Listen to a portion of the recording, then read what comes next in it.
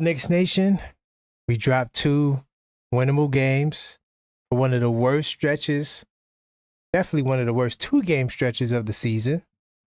We're definitely going to talk about that. Of course, the main question I want to know is, how do you feel about the Knicks playoff first round matchups, primarily against the Detroit Pistons? Do you think that the Knicks can lose to the Pistons? Definitely going to talk about that.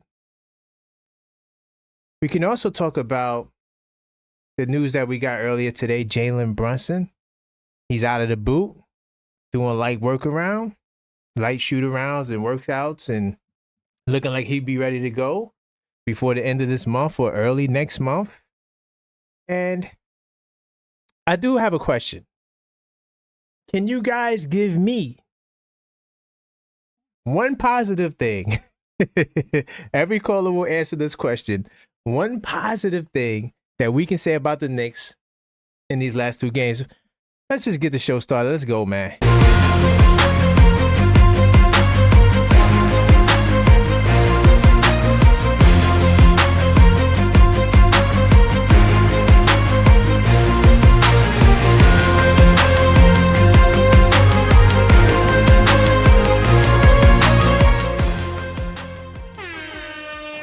Welcome to the Knicks Call-Up Show, 646-995-8389. I am your host, Karan Pierre, the objective fan, straight out of Kings County, New York City's finest. And you know the vibes. Man, listen, y'all. I see the calls coming in early. We get to the calls in a second. Keep the calls coming. Definitely got to salute to the chat. Salute to Yuri in the chat early. Salute to Crime's dad. Salute to Anna Grill. Salute to SF Wisdom. Crime's dad, Brunson's #1. Facts. And Crime's dad, you got to tell me this. You got to stop telling me to start the show up, man. You got to stop telling me to start the show up. Let me see. Salute to JJ. Thank you for subscribing, JJ. Yeah, for sure. Replay gang full effect. That's why, JJ, I try to make the shows not too long, like the podcast and the After Midnight stream. Now, this show, it can go on long, but the other shows, for sure, I try to make it so it has good replay values. Thank you for subscribing. As far as the calls, let's get the calls coming. I see Yuri calling. I'm going to get Yuri up in here early. 646-839-89. So, I'm sorry, 8389. Sorry. That's the last 4. It's on the screen, by the way. The number's on the screen, and the number is in the chat. Number's everywhere. It's on the thumbnail. So, hold on. Let me get Yuri in the bill. I know he got a lot he want to say. And then, like I said, guys, keep the calls coming. We got a lot to talk about.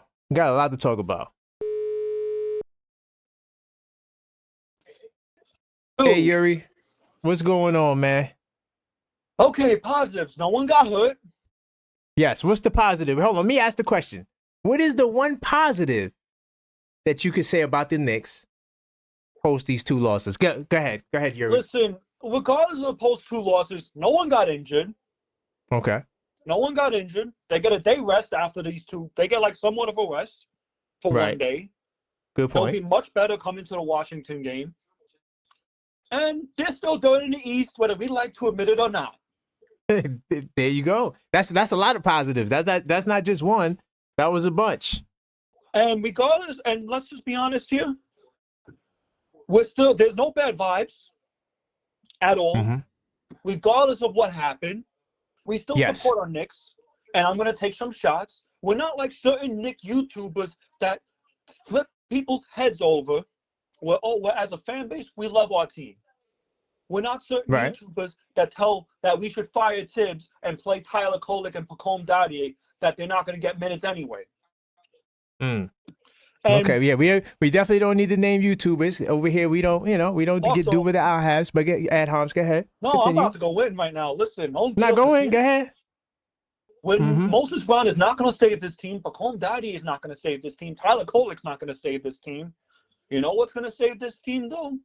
No injuries, and just in general, they got to grind out this season, whether we like to admit it or not. And another positive is we weren't embarrassed at home. Right. No, facts. Those were road games, And the Knicks, they definitely had to travel. What was it? 9 cities in 20 days or something like that. Yeah, they were mentally fatigued. Josh Hart even mentioned it in a preview. Mental toughness is a big thing with these Knicks right now, and that's not the Knicks' fault. I'm going to tell you why it's not the Knicks' fault. The front office made the trade for Julius Randle and for Dante DiVincenzo to get Mikal Bridges. They got rid of some parts of the bench.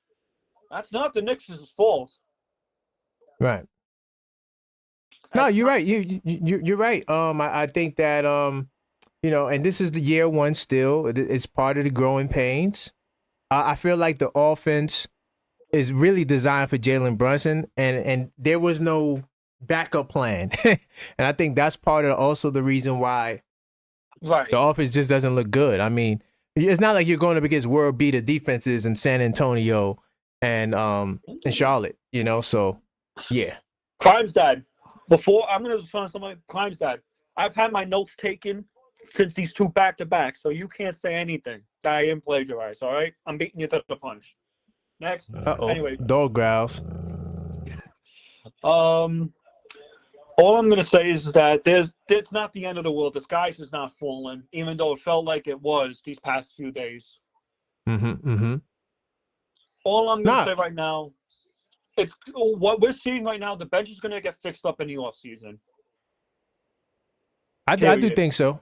I think that Go ahead. There is one thing I will say though, and I've said it in the Discord chat. I've had reason for saying this. Even though we joke that Tibbs is going to be on the team still because he did sign a 3-year extension, right? I do feel personally there's going to be talks in Knicks front office saying that we might have to let him go and probably get a new coach. Now we've talked about this between me and you. Talked about it in Discord. We talked about everything. What's going to be the? Okay. I don't want him to get fired. I feel like it'll be a complete disservice if he gets fired from the Knicks organization entirely. I would love for him, like I said before, to be in a front office. Right. That's no disrespect towards Tibbs. That's no disrespect. We need a coach that will take this team to a new level. A modern coach. I'm not hating on Tibbs. I love Tibbs as much as the next guy, but these 2 games got me convinced. You did what you did for 5 years. You turned this team around. We're not a laughing stock anymore. Well, I got a question. So, we lost these 2 games. These are definitely 2 bad losses, terrible losses. Bad losses. I mean, these 2 losses, these 2 losses symbolize a lot for where we are right now today. But if we win the next 5 games, will you have this energy? Because it's very possible that we could win. We got Dallas. We got the Clippers. I mean, the Clippers is going to be tough. Clippers are going to be tough. Milwaukee doesn't really play the perimeter defense, but you got Giannis. That's going to be tough. Obviously. Portland again. That's a revenge tour game, and then Philadelphia. Now, you definitely could get 4 of those games. I'll be the first one to go on record. If we do win the next 5 games, I will not have this energy anymore. You will hear me on a call-up show, all happy and giddity inside. So that's straight up honest. I will go on record on a call-up show. Right. Oh, wait, hold on. Is that real? R.I.P. George Foreman? Wait, George Foreman? Wait, who's George Foreman? The boxer from back in the day. George Foreman Grill. Oh, wow. My condolences to George Foreman. Wow, and his family, George Foreman, he was a legend. Wow. Man, that's tough. Damn it, I was with my rant, but rest in peace. No, definitely rest in peace. That's definitely rest in peace. Condolences to the family. Yeah. It was a very tough week. 2 back-to-back losses against 2 teams that we should have won, but that's the league, man. That's the league. It goes to show you anybody can beat you on any given night. There's no I feel like not a few certain Knicks fans don't understand that. Right. So certain Knicks fans outside of our circle that I know, I feel like we all take this team for granted sometimes. that we don't appreciate the ride we're on. We're seeing this team learn. We're seeing this team how to work with each other. Despite the vibes being bad, there's still dirt in the East. You might drop the fourth, if this keeps going on. But I think the season in general has been a roller coaster. Yes, I think even On Dios and a chat can agree with me on that. Yes, and salute to On Dios. Real quick, Yuri, I got another call I missed. I'm going to call him back, see if he answers. If not, I'm going to come right back to you. Yeah. I'm going to hang up. All right. That was Yuri. I'm going to get him back in because I got a couple of more questions to ask Yuri. Keep the calls coming. Let me see if I get this brother back in the building. 646-995-8389. Hello, caller. You're live on the air for the Knicks call-up show. What's your name and where you calling from? Yeah, hello. Can you hear me? Can you hear me, good sir? Hold on. Yep. That's on me. Hello, can you hear me now? Yo, what's going on, brother? How's it going, family? What's your name and where you calling from? Yeah, this is JJ from Brooklyn, man. What's going on, brother? Oh, salute to JJ from Brooklyn, Kings County in the house, man. Let's go, man.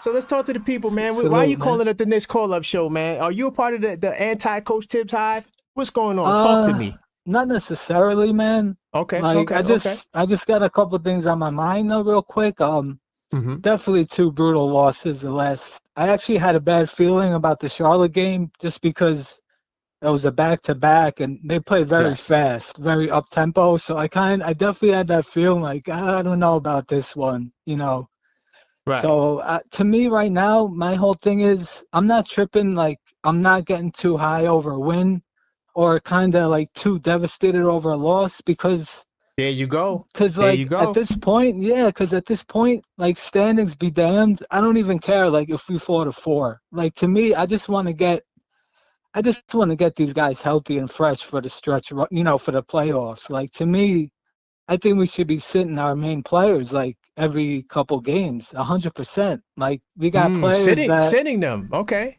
100%, man. Just because like we got players that are banged up, you know what I'm saying? Like Cat, he's got the finger, he's got the knees. Hart's got a knee issue. We lost Brunson, obviously. I just think right now, I think the main objective should just be to get these guys fresh, get them healthy.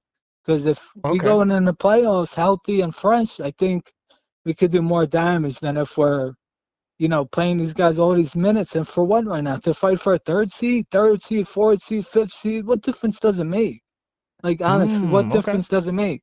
Even if we're 4 or 5, we're playing the same teams that we're going to play if we were third. It's going to be Detroit, Milwaukee, or Indiana, regardless of the third seed, fifth seed. Like, what difference does it make? It really doesn't make a difference to me. Like, I just don't get why we're scratching and clawing for a 3 seed. It just doesn't make sense, in my opinion. You get what I'm saying? Yeah, that's a fair take. If I could respond real quick to what you just said. Sure. I think that I agree that it doesn't matter because I was going to get to that because, I put out a poll earlier today asking people about Detroit.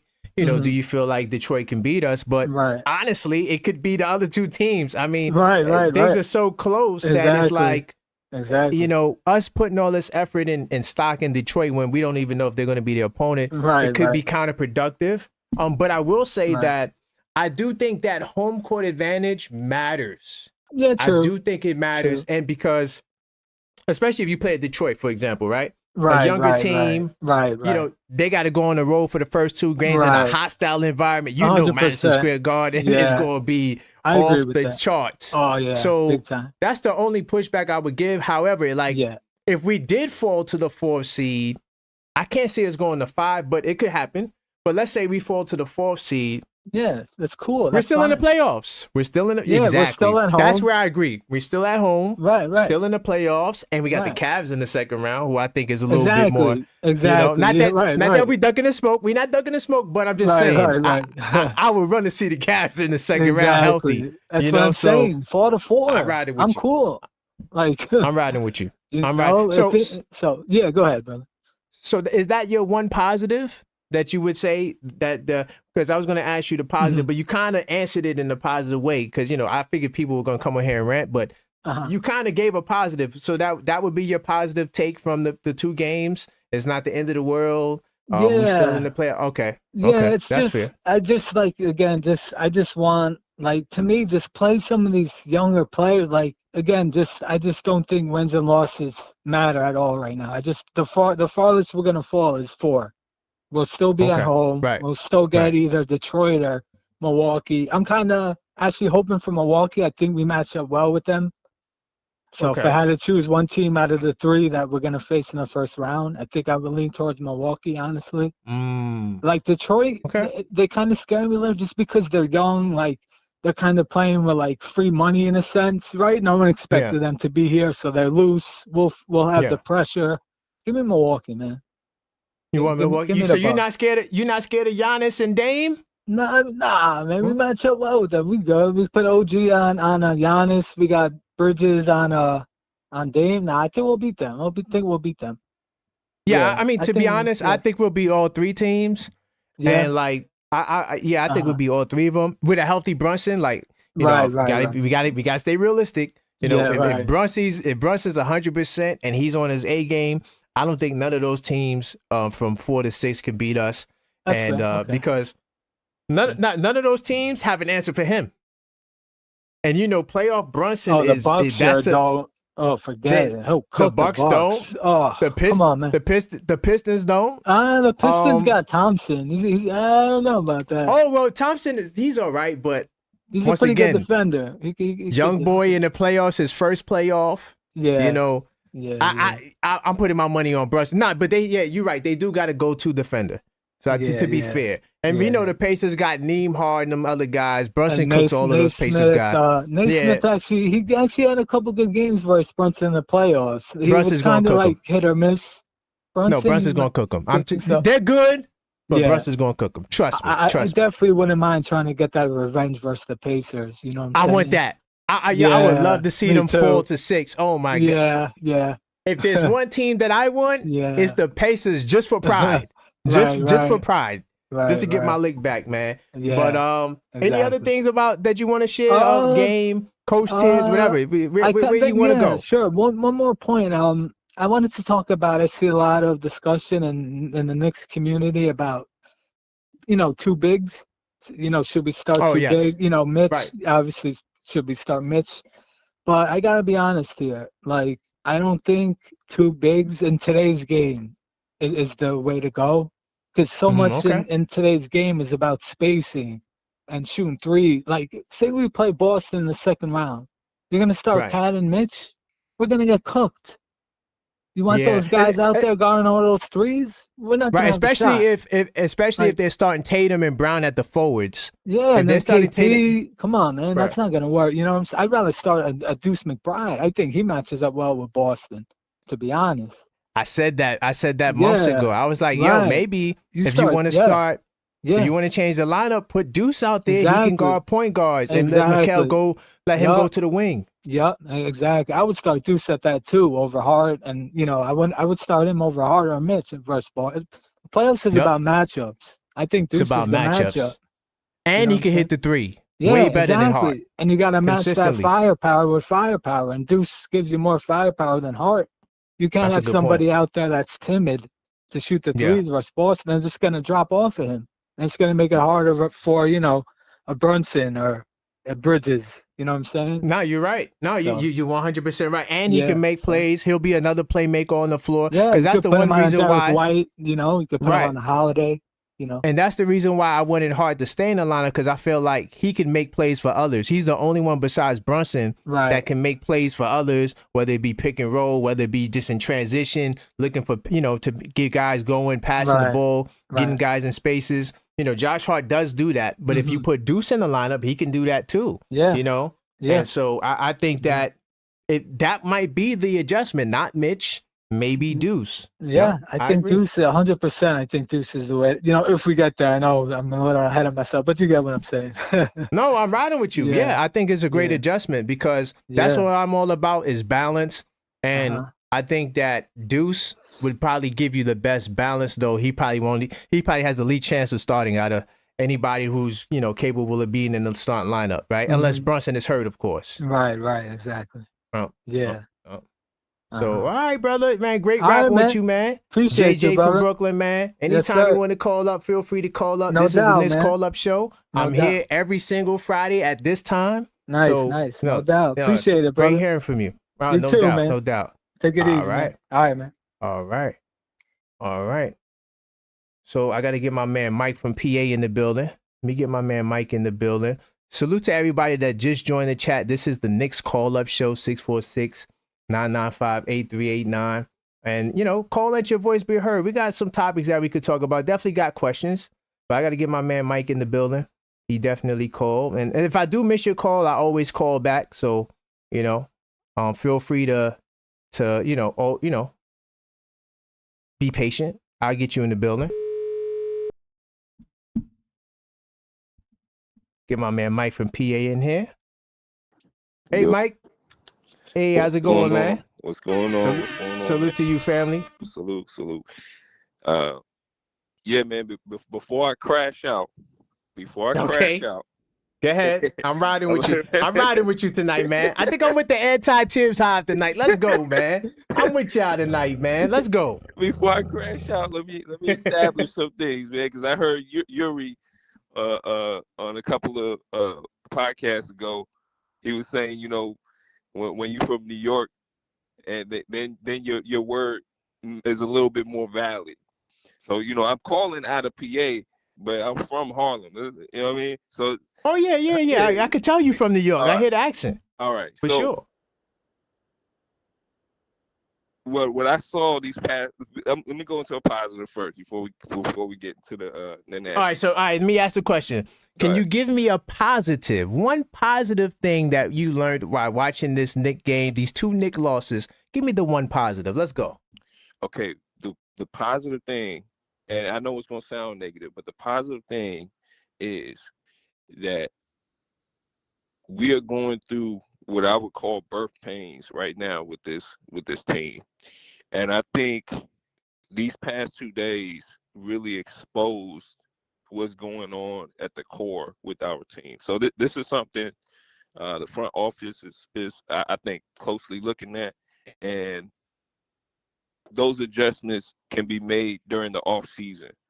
So this is right, and I agree with that.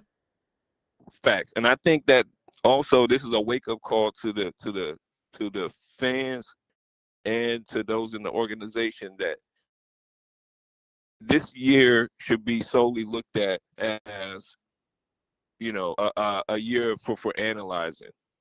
That's okay. It. And as a Knicks fan, you want to have that hope of, okay, we have a chance this year. I'm almost 99% sure, you know, 'cause I watch boxing too. So you always got to have boxers. Yeah, you got to have, you know, everybody got that punch, that boxer's punch, you know what I mean, that last punch. So it's always a possibility for you to win. But I'm almost 99% sure that this year is not even going to be an attempt to get to that type of level in the playoffs. This team don't got the grit, man. We missing, man. Okay, go ahead. We missing that fire from last year, man. Okay. It's bad, man. I really saw the team give up on their coach, man. That's what it looked like to me. And even Josh Hart mentioned it. He was saying in the post game interview how he was embarrassed about a loss, and that a team like this playing for Tibbs should not have performed like this. So I mean, he kind of alluded to the team kind of not even playing for Tibbs in the way that they're supposed to. It looked like it. It looked like they gave up on the coach. We had a guy on the Spurs who I've never heard of, and you would think that this is an anomaly. Yes. Right. Yeah, you would think that this is an anomaly, but it's been happening all year. Benedict Mathurin, he dropped a 50 ball, I think, or close to a 50 ball on us in the beginning of the year. Hasn't had a performance like that since. Risha Say, #1 pick, they were saying he's a bust. He didn't have a good game until he played us, dropped the 30 ball, and then he started to pick up as the season went along. Isaiah Joe didn't know who the hell he was. Dominated us. People who we don't know, they going and getting the guy who work at the hot dog stand to come to come and make a career in the NBA. They are. I didn't know who the hell this guy Mamu was. He did something that Jordan, Kobe, nor LeBron has ever done. Well, he's the only one that's coming off the bench, though. Wait, was it off the bench or just was period? Was it 19 points period? No, it's period. Nobody has put up the numbers with that efficiency for the amount of time that he played. I can't argue. Listen, I can't argue about the San Joe guy. I wouldn't do it. But I do want to ask, last year, what did last year's team have that this year's team doesn't have? Last year's team had toughness. We soft, man. we got to keep it a buck. We soft as ever. Well, and you know, I was trying not to make a big thing about the cat thing with the Draymond. Okay. Man, that's soft, fam. I'm sorry, man. Wait, what about it is soft? To celebrate with Draymond after the game. Oh, okay. After the comments that he made, after the things that he was saying on the floor, doubling down on the comments that he made during the game. Well, do you go back? You go back to the 90s and stuff like that? Oh yeah. I mean, see, here's where I give a little slight pushback. We holding these modern guys to an old standard. Like, these guys are buddies and friends, bro. I've watched teams get smacked by 30 and they happy and giving each other's fives at the end of the game. In my mind, I can't understand it, but clearly there was no real smoke between Draymond and Towns. I feel like where the real smoke was with Jimmy. Notice how there was no interaction, no comments between Towns and Jimmy at all. Like, I think that's a more, serious situation. And I don't think Towns felt any way about, the guys, giving each other congratulations or whatever, because Towns does the same thing, when we play against other teams. I mean, and you don't really know who has drama with who. But if you go into back in the day, you're going to feel like, damn, that's kind of weak. Because, back in the day, it just was a different, there's no way. First off, you couldn't even say those comments publicly. Like, you know what I'm saying? Like, and so I get it. I get where you're coming from. But I just want to say that these guys, they just cut from a different cloth. Let me do this. Is Julius Randle, let's say Julius Randle was still on the team with Cat. Is Julius Randle going over to Draymond and giving him a pound after that? I don't think so. I don't know. Randle that gave a middle finger to the New York crowd for disrespecting. Right. Is Dylan Brooks? Is Dylan Brooks? Maybe not Dylan Brooks because he's a little bit more out there.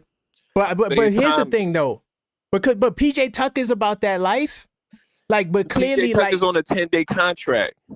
And he got renewed, but he got renewed though. He's on another 10-day. But of course, give me free money to sit down. Okay. All right. PJ I can't convince you. I can't convince you. No. You know what? I agree. Like, I wouldn't have done it because, like I said, I go back to a different time too. I'm cut from a different cloth. I wouldn't have. There's no way I would have went out like that. You know what I'm saying? Like, I'm somebody that takes the loyalty to a whole nother level, and I would put the standards. But it goes back to Towns because Towns said, I'm gonna handle this with love. So you can't say I'm gonna handle it with love, and then your teammates follow suit and get mad at them. You see what I'm saying? There's a difference between. See, you can still be classy without being soft. And what I think his comments that he made publicly, that Cat did, was that he wanted to take the correct way, handle it in the public's eye, because what Draymond said wasn't classy. No, it wasn't. He could, honestly, all Cat had to do was stay silent and let the public's view of Draymond be his judgment and ridicule him, because the public was saying how trashy and nasty Draymond was for saying what he said. Now, on the basketball court, it's different.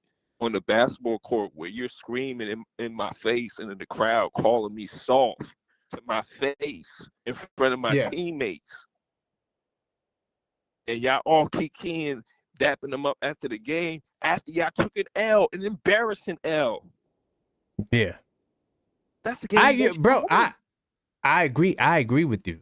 I wouldn't have done it, but I'm just saying, like, I understand the AAU culture, and these guys are friends. They make so much money. It's like, I feel like part of it is the money and the relationships. It kind of took the fire out of, these guys, Hold on, you know what?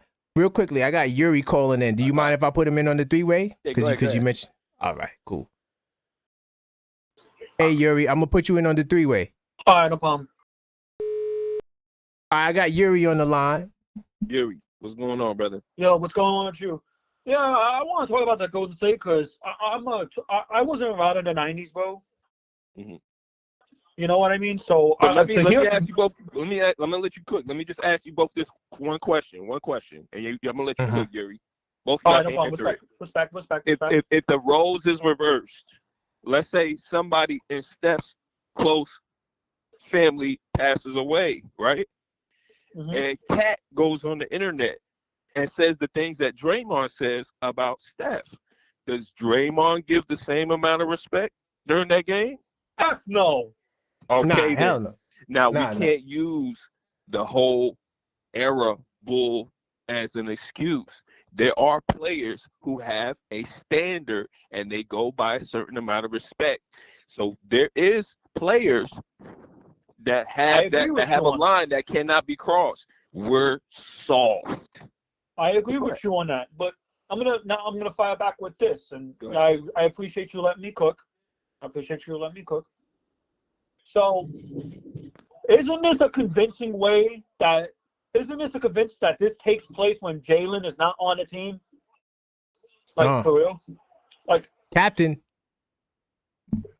Take it from there. Now, I'm not trying to defend him, but here's my point of view. Isn't this a convinced that Draymond decides to do it when Jalen is not on the court?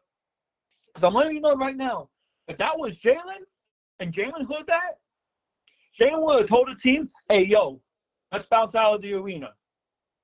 Screw these guys. First off, if Jalen was there, we was winning. So let's just go there. Jalen was there, we was definitely winning. For sure, because he was going to cook whoever they put on him. But go ahead. Besides that, this team is in need of a leader right now, and nobody's emerging. You know who the leader is? It's always going to be Jalen Brunson. Let's be real here. He calls the shots. He tells what people want to do. And if that was Jalen, I'm pretty sure Jalen had Cat's back, and all his team had his back. But since Jalen wasn't there, the team looked lost. That's a fair take. Now, I know what you're saying. Believe me. Because I was born in 98, but I experienced the 90s basketball. You feel where I'm coming from? I was raised in a modern era basketball. And I learned about the AAU culture and stuff like that. I'm going to take a shot at the AAU culture because that's what's made the NBA soft, in my opinion. Because a lot of these players grew up with each other.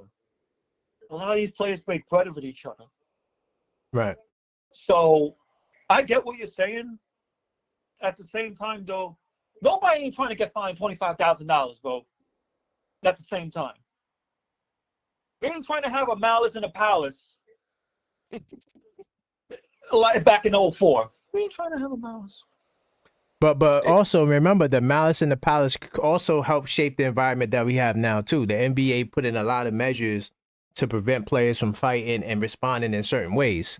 So we got to add that to the fold too. Right. You know. Well, so. I actually got a funny story about malice in the palace. My brother and my pops were actually at the game when they saw it. Wow. Okay. Well, they were at the game. No, they weren't at the game, but I remember back then, though, there was always fights when my brother was, though. So they had frontmost seats. Wow. When you could conveniently sneak into the stadium and just get frontmost seats like that, you had to have some connections. Oh yeah, that's a different time. It was a different time, but it's not like that no more. No, Who's on the line? Remember J-Tap told us. That when he was in, I think it was Golden State or one of them places. Yeah. They was like, it was empty down there, and they was like, no, you got to go back up. There's Yeah, nobody no, there I the whole remember game. that. It's crazy, but oh yeah, I wanna ask both of you guys a question. How do you feel about the Detroit Pistons, Mike? How do you feel? Are you concerned about a potential matchup against the Detroit Pistons? Because a lot of Knicks fans recently. Yeah, go ahead, Mike. I let me cook. I'm gonna let you cook. How do you feel? Yeah, I don't know if you guys been watching their games. Kay Cunningham is really making a case to be looked at as a generational talent. Agreed. What he's doing is pretty spectacular. And it's not being talked about enough because he's in Detroit. I'm very afraid of that team. I am very afraid of that team. Okay. That team.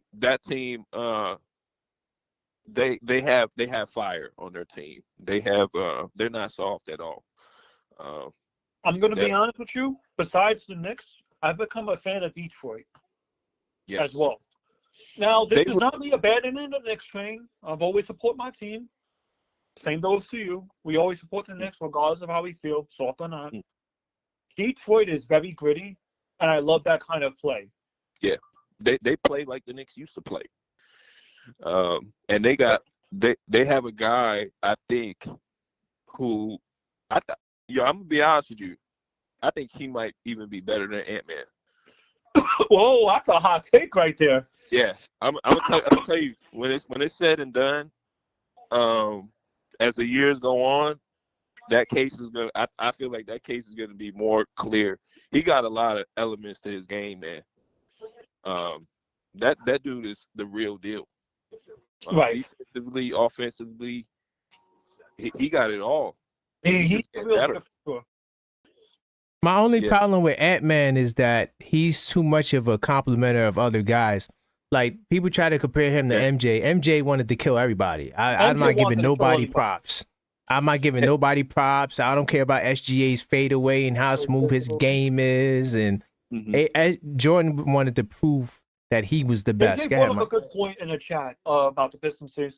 Pistons play physical. They'll go after Brunson's ankle for sure. Oh yeah, 100%. They're going after Brunson. If I'm the Pistons, I don't know if they like that. Come on, this ain't the 1989 Pistons, man. We got to. I'm not gonna go that far. No. I ain't gonna go that far. No, come on. Nobody's ever gonna be those type of Pistons. You know what I'm saying? Come on, nobody. They would have. Now them, they would have went after that ankle for sure. They stepping on it. All of that. Yeah. But they got Asor Thompson. Yes, they got Thompson. Yes. Listen, those twins,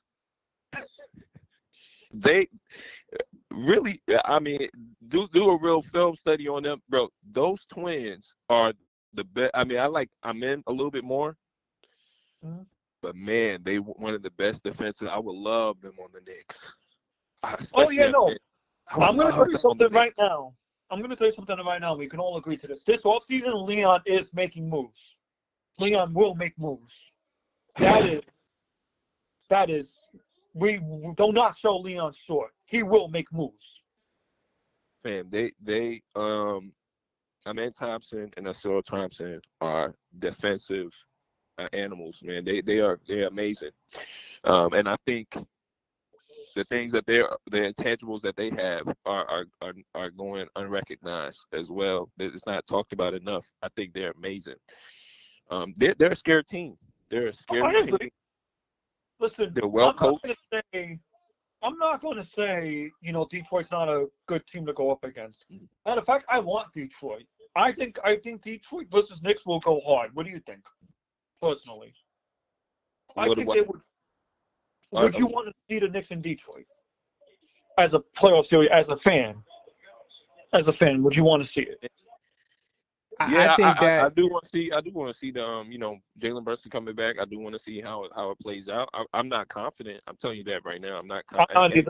And Jaden Ivey, we kind of lucky too. Jaden Ivey was having an amazing year, and he got hurt. yeah. May he heal up. May he heal up. Yeah, may he heal up as well. But we kind of, imagine if they had him, how much better they would be doing. They have some very good pieces, and I think Isaiah Stewart last time was giving us issues. Centers are giving us issues. Cat can't guard anybody. That's a problem. Now that's a problem. Let's address the elephant in the room. Cat is not a defensive center. I love him as much as the next guy. I know he tries hard on every night, but hold on. I got to raise my hand. Y'all, listen, man. There is no direct correlation between regular season and playoffs. Just because a team is playing well in the regular season, right? And you're looking at a team that doesn't have no experience besides Tobias Harris and Tim Hardaway Jr. And then I'm gonna ask you guys, what did those two guys do in the playoffs to make you think that they're gonna do anything spectacular this playoffs? So yes, Detroit looks good. I'm giving them their props. Playoffs is a different monster. The Knicks are experienced team. They come in with a whole lineup of dudes that's been there. That matters. And if we have a healthy Jalen Brunson, I'm confident we're gonna just. I'm gonna be respectful. I'm gonna say 5-6 games, but I think that it could even be even more decisive with a healthy Jalen Brunson. See, right now we're looking at the Knicks. They lost the 2 bet games. I get it. Everybody's upset. Everybody's mad. But at the end of the day, Brunson's coming back. The question is whether or not he's 100%. If that man is 100% and we get to witness playoff Brunson with a little bit of rest, now he can go 40 minutes. Maybe this is the rest that Jalen Brunson needs for him to even take it a whole nother step further down the stretch. I think that, to me, I think the Pistons would probably be the easiest series, only because I think they're just too green. But the team that I want is Indiana. I need my lick back. You want your lick back, bro. I need my lick back. Yeah, I need my lick back against Indiana. That's the team I really want. I think that's why they made the addition of Schroeder and Harris. And listen, I know that they're not like that.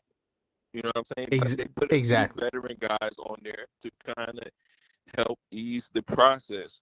And I'm telling you, Kate, I think you're really underestimating Cade Cunningham. I'm not underestimating scared at all. Like, he looks comfortable. He looks like a veteran. Like, really watch the game. He looks like he's under control at all times. This dude, I might be, I don't know. Maybe I'm going crazy. But this dude I'm telling you, he's different, fam. Now, you're not going crazy. I'm just looking ahead at a playoff series against the Knicks, a tough team. A Knicks, the team that proved they can play physical too. And so it's not going to be easy.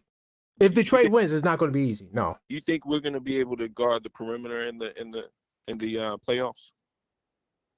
Oh, that's a good question. That's a good question. Cade Cunningham is definitely a problem. I am definitely worried about him.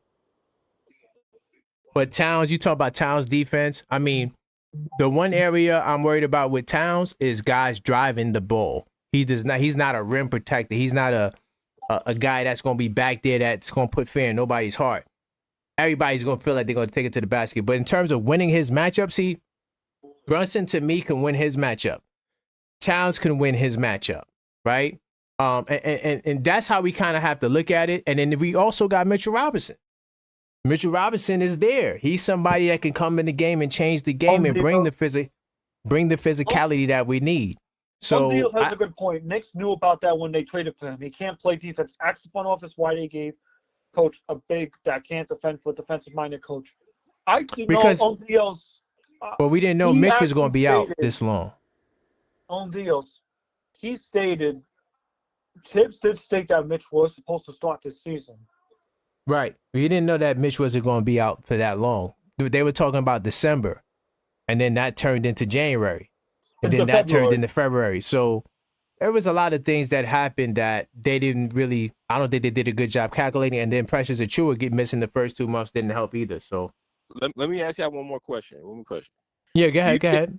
Do you think that we're either A, going to be going into the playoffs healthy, or B, be able to sustain health throughout the playoffs? I think that we could sustain it, but the question is whether or not Brunson is healthy. To be honest, I'm not even worried about Brunson. I'm gonna tell you who I'm really worried about. Don't say who Mitch. you worried about? Don't say Mitch. Don't say. No. Well, no, not Mitch. Cat is hurt, fam.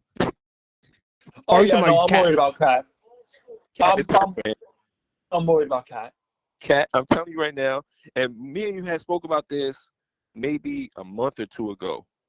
No. It was a couple. Maybe it might have been a couple months ago when he first hurt his finger. Remember, I was like, "Yo, that finger don't look good, man." And he was like, "Nah, he's good, man. He's gonna be here. He's gonna be fine." They taped it up. It's still been taped. I still see him. He went up for a layup or a dunk. I remember that attempt. Just in the last game. Yeah. And he was holding his hand. Now, but I think that was the other hand, though. I think that was the other hand. Yeah, that wasn't the main hand. I got to. It looked like it was the one taped up. I got a rebuttal for that. Yeah. And this is where I partially blame Tibbs. At the same time, I don't. You know, Cat is hurting. You know he's got a bone chip in his thumb. You know that Cat is gonna play through it. Mm-hmm. Why did you not put him out and put Mitch in the game? That's all I'm saying. I know Mitch is on a minutes restriction, but as a coach, it's your responsibility to look after your players. Yeah. Maybe the Spurs game, you play Mitch and you stagger Mitch and Precious and let Cat sit out. We're losing games to teams that are actively trying to tank. We're losing them. And this is why I actually rebuttal against that as well. I've said it before. Any team can beat a team on any given night. Look at the Denver Nuggets. They lost to the Washington Wizards 2-0. 2-0. If you lose to the Washington Wizards, hear me out. If you lose to the Washington Wizards 2-0, you're not a contender. I've said what I said. Tomatoes in the chat, I don't care. I said what I said. Yeah. But my reasoning for saying that, right, is it's not because we're keep him out because we losing to bad teams anyway, right? And we're not contenders. That's not what I'm saying. That I think that they know that this dude is hurt. I think they do. He has even his legs, like his knees. He look at the way he's running. He doesn't look comfortable. Just pay close attention. His knees. I agree with you though. No, that I agree with. He's not. He's not looking good at all. Good. So if you know that, right? If you want to make at least some sort of a ripple in the playoffs, why not sit him for a tanking team? Do we really need that win? Really? We lost it anyway. Do we really need that win? I agree. No, to combat that, you can't sit him and Mitch unless you would have sat him the San Antonio game. No. That's what I'm saying. San Antonio, you sit him, right? Because they're not going to play Mitch back to back. So you sit him, let Mitch take the minutes, and stagger Precious on that center position. We're going to lose the game anyway. We give him that rest. Maybe we win the Charlotte game. Okay. Wait, Mike, you're breaking up a little bit. I'm not sure what happened. Because you were good the whole call, but then recently you started chipping out. I'm gonna give you to the final words.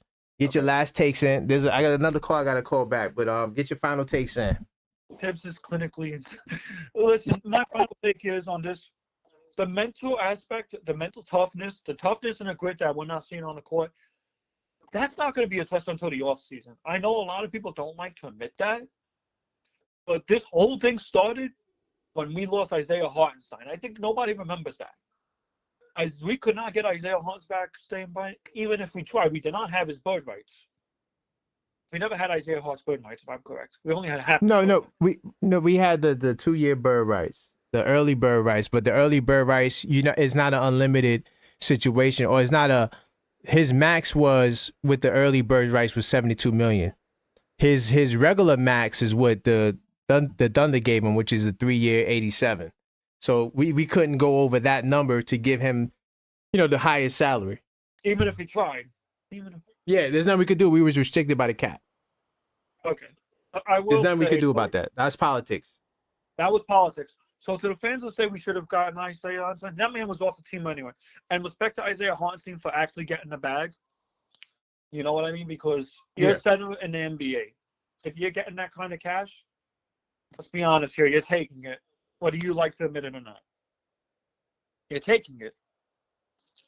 You're taking it for a lot of reasons. One, you got a family you got to provide. Two, you're providing yourself. Three, you're a center in the NBA. Centers do not get that much pay. Matter of fact, they're the least paid position in the NBA. Really? If I'm correct. Huh? Really? I didn't know that. That's crazy. Well, I'm not sure if there's a least paid position, but I mean, you don't got too many superstar centers like that. Exactly. And then a lot of their best centers are real power forwards like AD, Sabonis. That is true. Yes, that is true. Yeah. So, now, this year one, I had to really set my expectations for year one because I wasn't trying to be a delusional Knicks fan. I looked at year one as an evaluation year. This is why I'm evaluating. 3-point shooting has been really good for this year. Despite what we've seen on screen, Jalen Brunson is Jalen Brunson, and he's only going to get better from here. Cat gives the Knicks the 5-out offense that Tibbs wants to run. The defense, however, took a hit. We all expected the defense to take a hit. The bad part is, too, there's the grid has been up and down. Sometimes we show it, sometimes we don't. Soft aspect, though, yeah, let's be honest here. We're kind of a little soft. Little.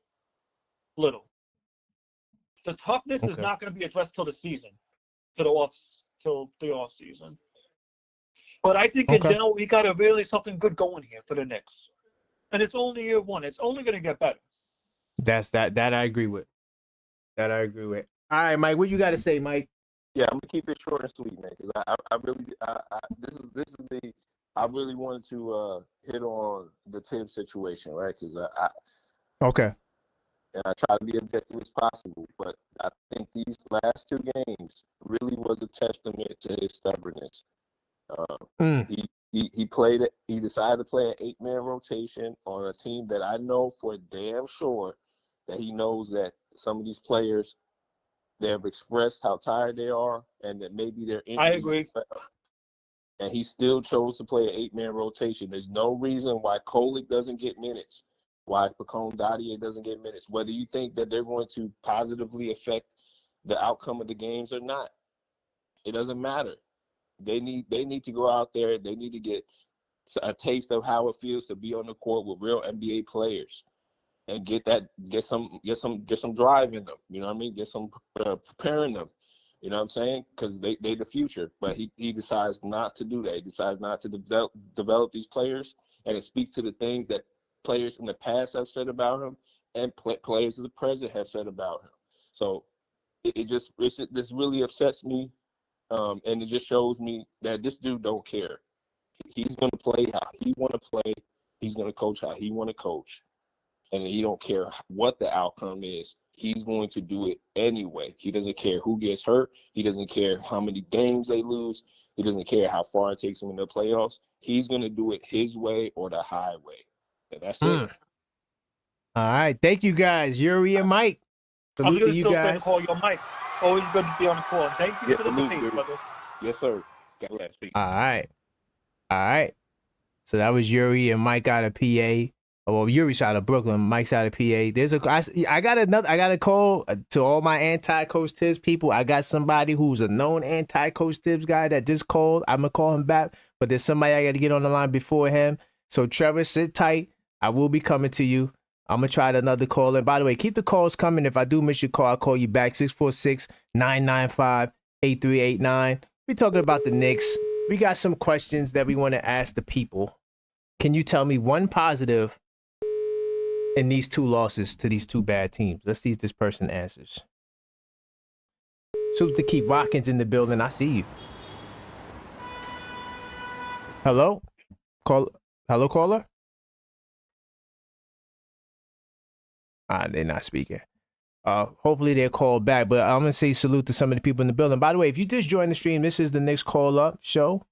You could call up 646-995-8389. If I miss your call, I'll call you back. I'm going to give a big time salute to Keith Rockets from the ATL. Let me see who else is in the building. On Dios, of course. Tendrell, salute to you guys. Definitely keep the comments coming. I appreciate you guys in the building early. If you're not subscribed, definitely subscribe. Hit the bell icon. Even if you're subscribed, hit the bell icon.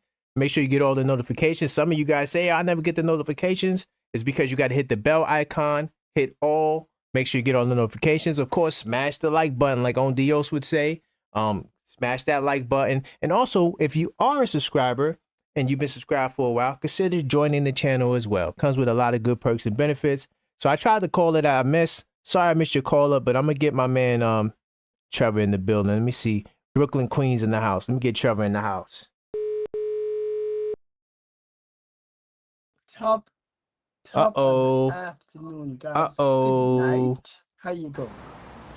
Salute, man. New York City salute, man. Brooklyn, Queens. What's up, man? Talk to me. Talk to me. Well, tell me. Do I get my flowers again or what? Hey, I'm right. Listen, man, I'm riding with the anti-Coach Tibbs high of the night. You know what I'm saying? The brother's been letting me down. He's been letting me down. I can't put it all on Brunson. I can't. I mean, he's went back to the 8-man rotation. And then, Trevor, check this out, right? And I know you're going to cook. I'm going to let you cook after I make this one statement. He has P.J. Tucker and DeLon Wright, two veterans. If you don't want to play the young guys, you got two veterans. Put them in the game. I don't understand that. It got to be my way or no way at all. See what I told you? He already tapped out already, man. Let me tell you. I don't care. I've been a Knicks fan through the roughest of times. I'm talking about the Jesse Docks and whatever. Well, that's way before my time. You know? That's way before my time. But I'm saying it like it is. No facts. I said it from the start. If you're not gonna listen to maybe your assistants, you're not gonna get anywhere. No man is an island. No man stands alone. Everybody needs somebody. So no matter how good you are as a coach, you still need that air. So that's what I told you. So after a while, the guy's gonna ignore him. And that's what's happening. Wow. They're screaming for the other guys to play. Like what I always emphasize on, I told you, body language.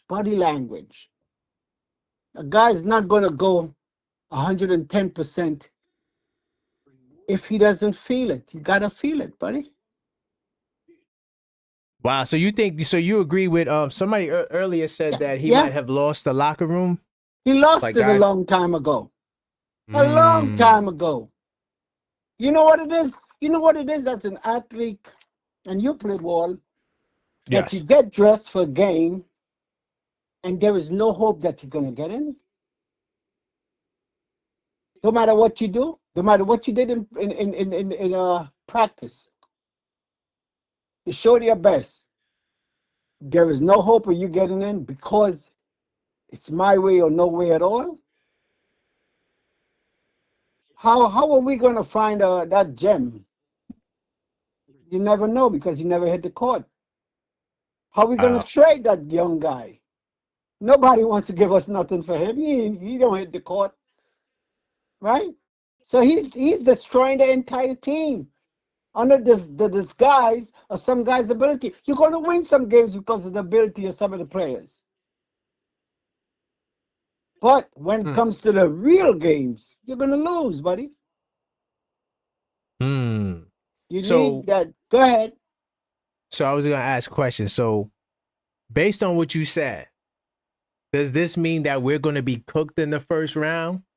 Like the Pistons, more than if we face the Pistons, they gonna run through us? If they don't run through us, we're going to be wounded for the second rounds.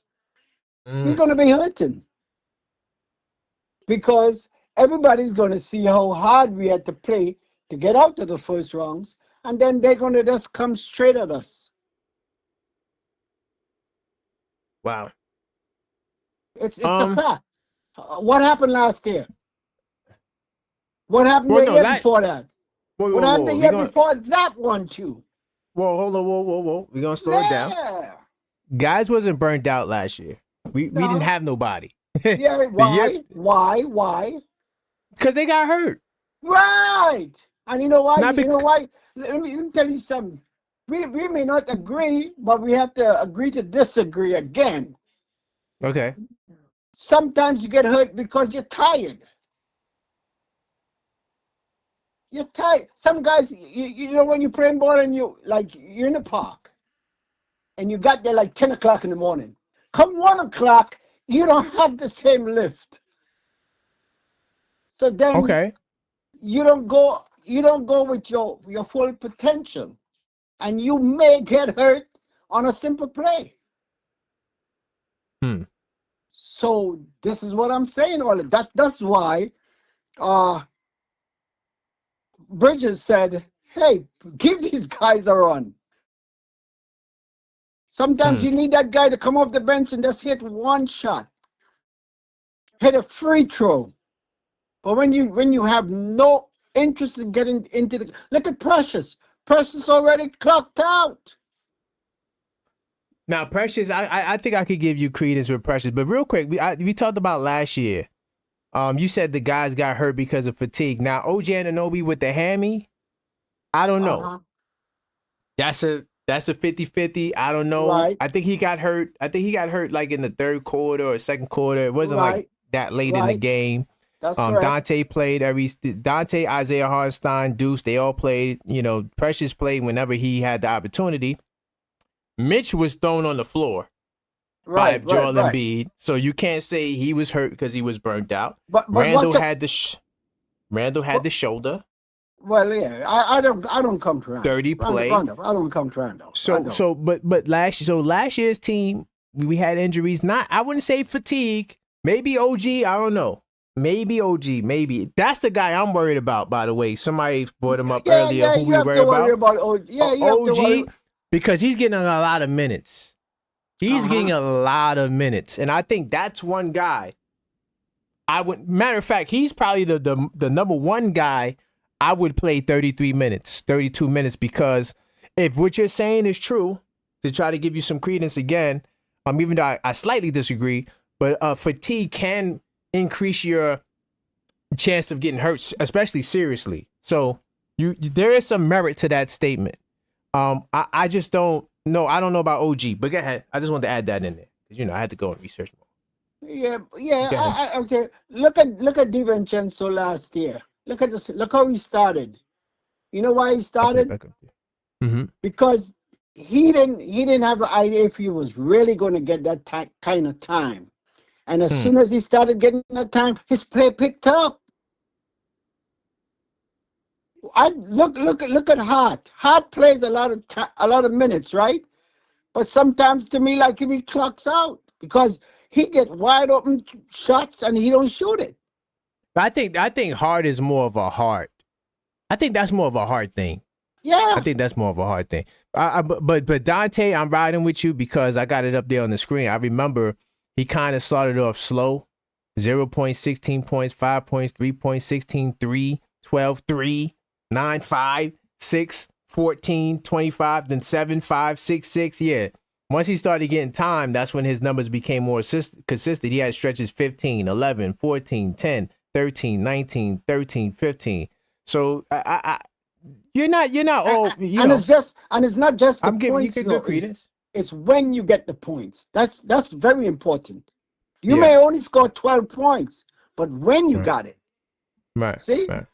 But also the consistency, because like if you're getting 12 points, then 3, then 15 points, then 3, something is off there.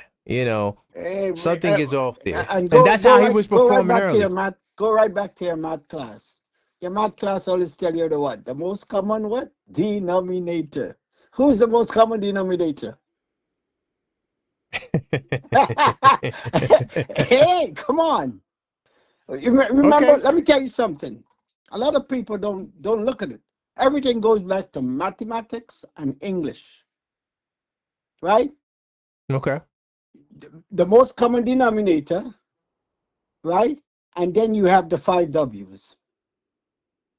Who, what, why, where, what, and when, right? Yes. You see? And which, right? Right.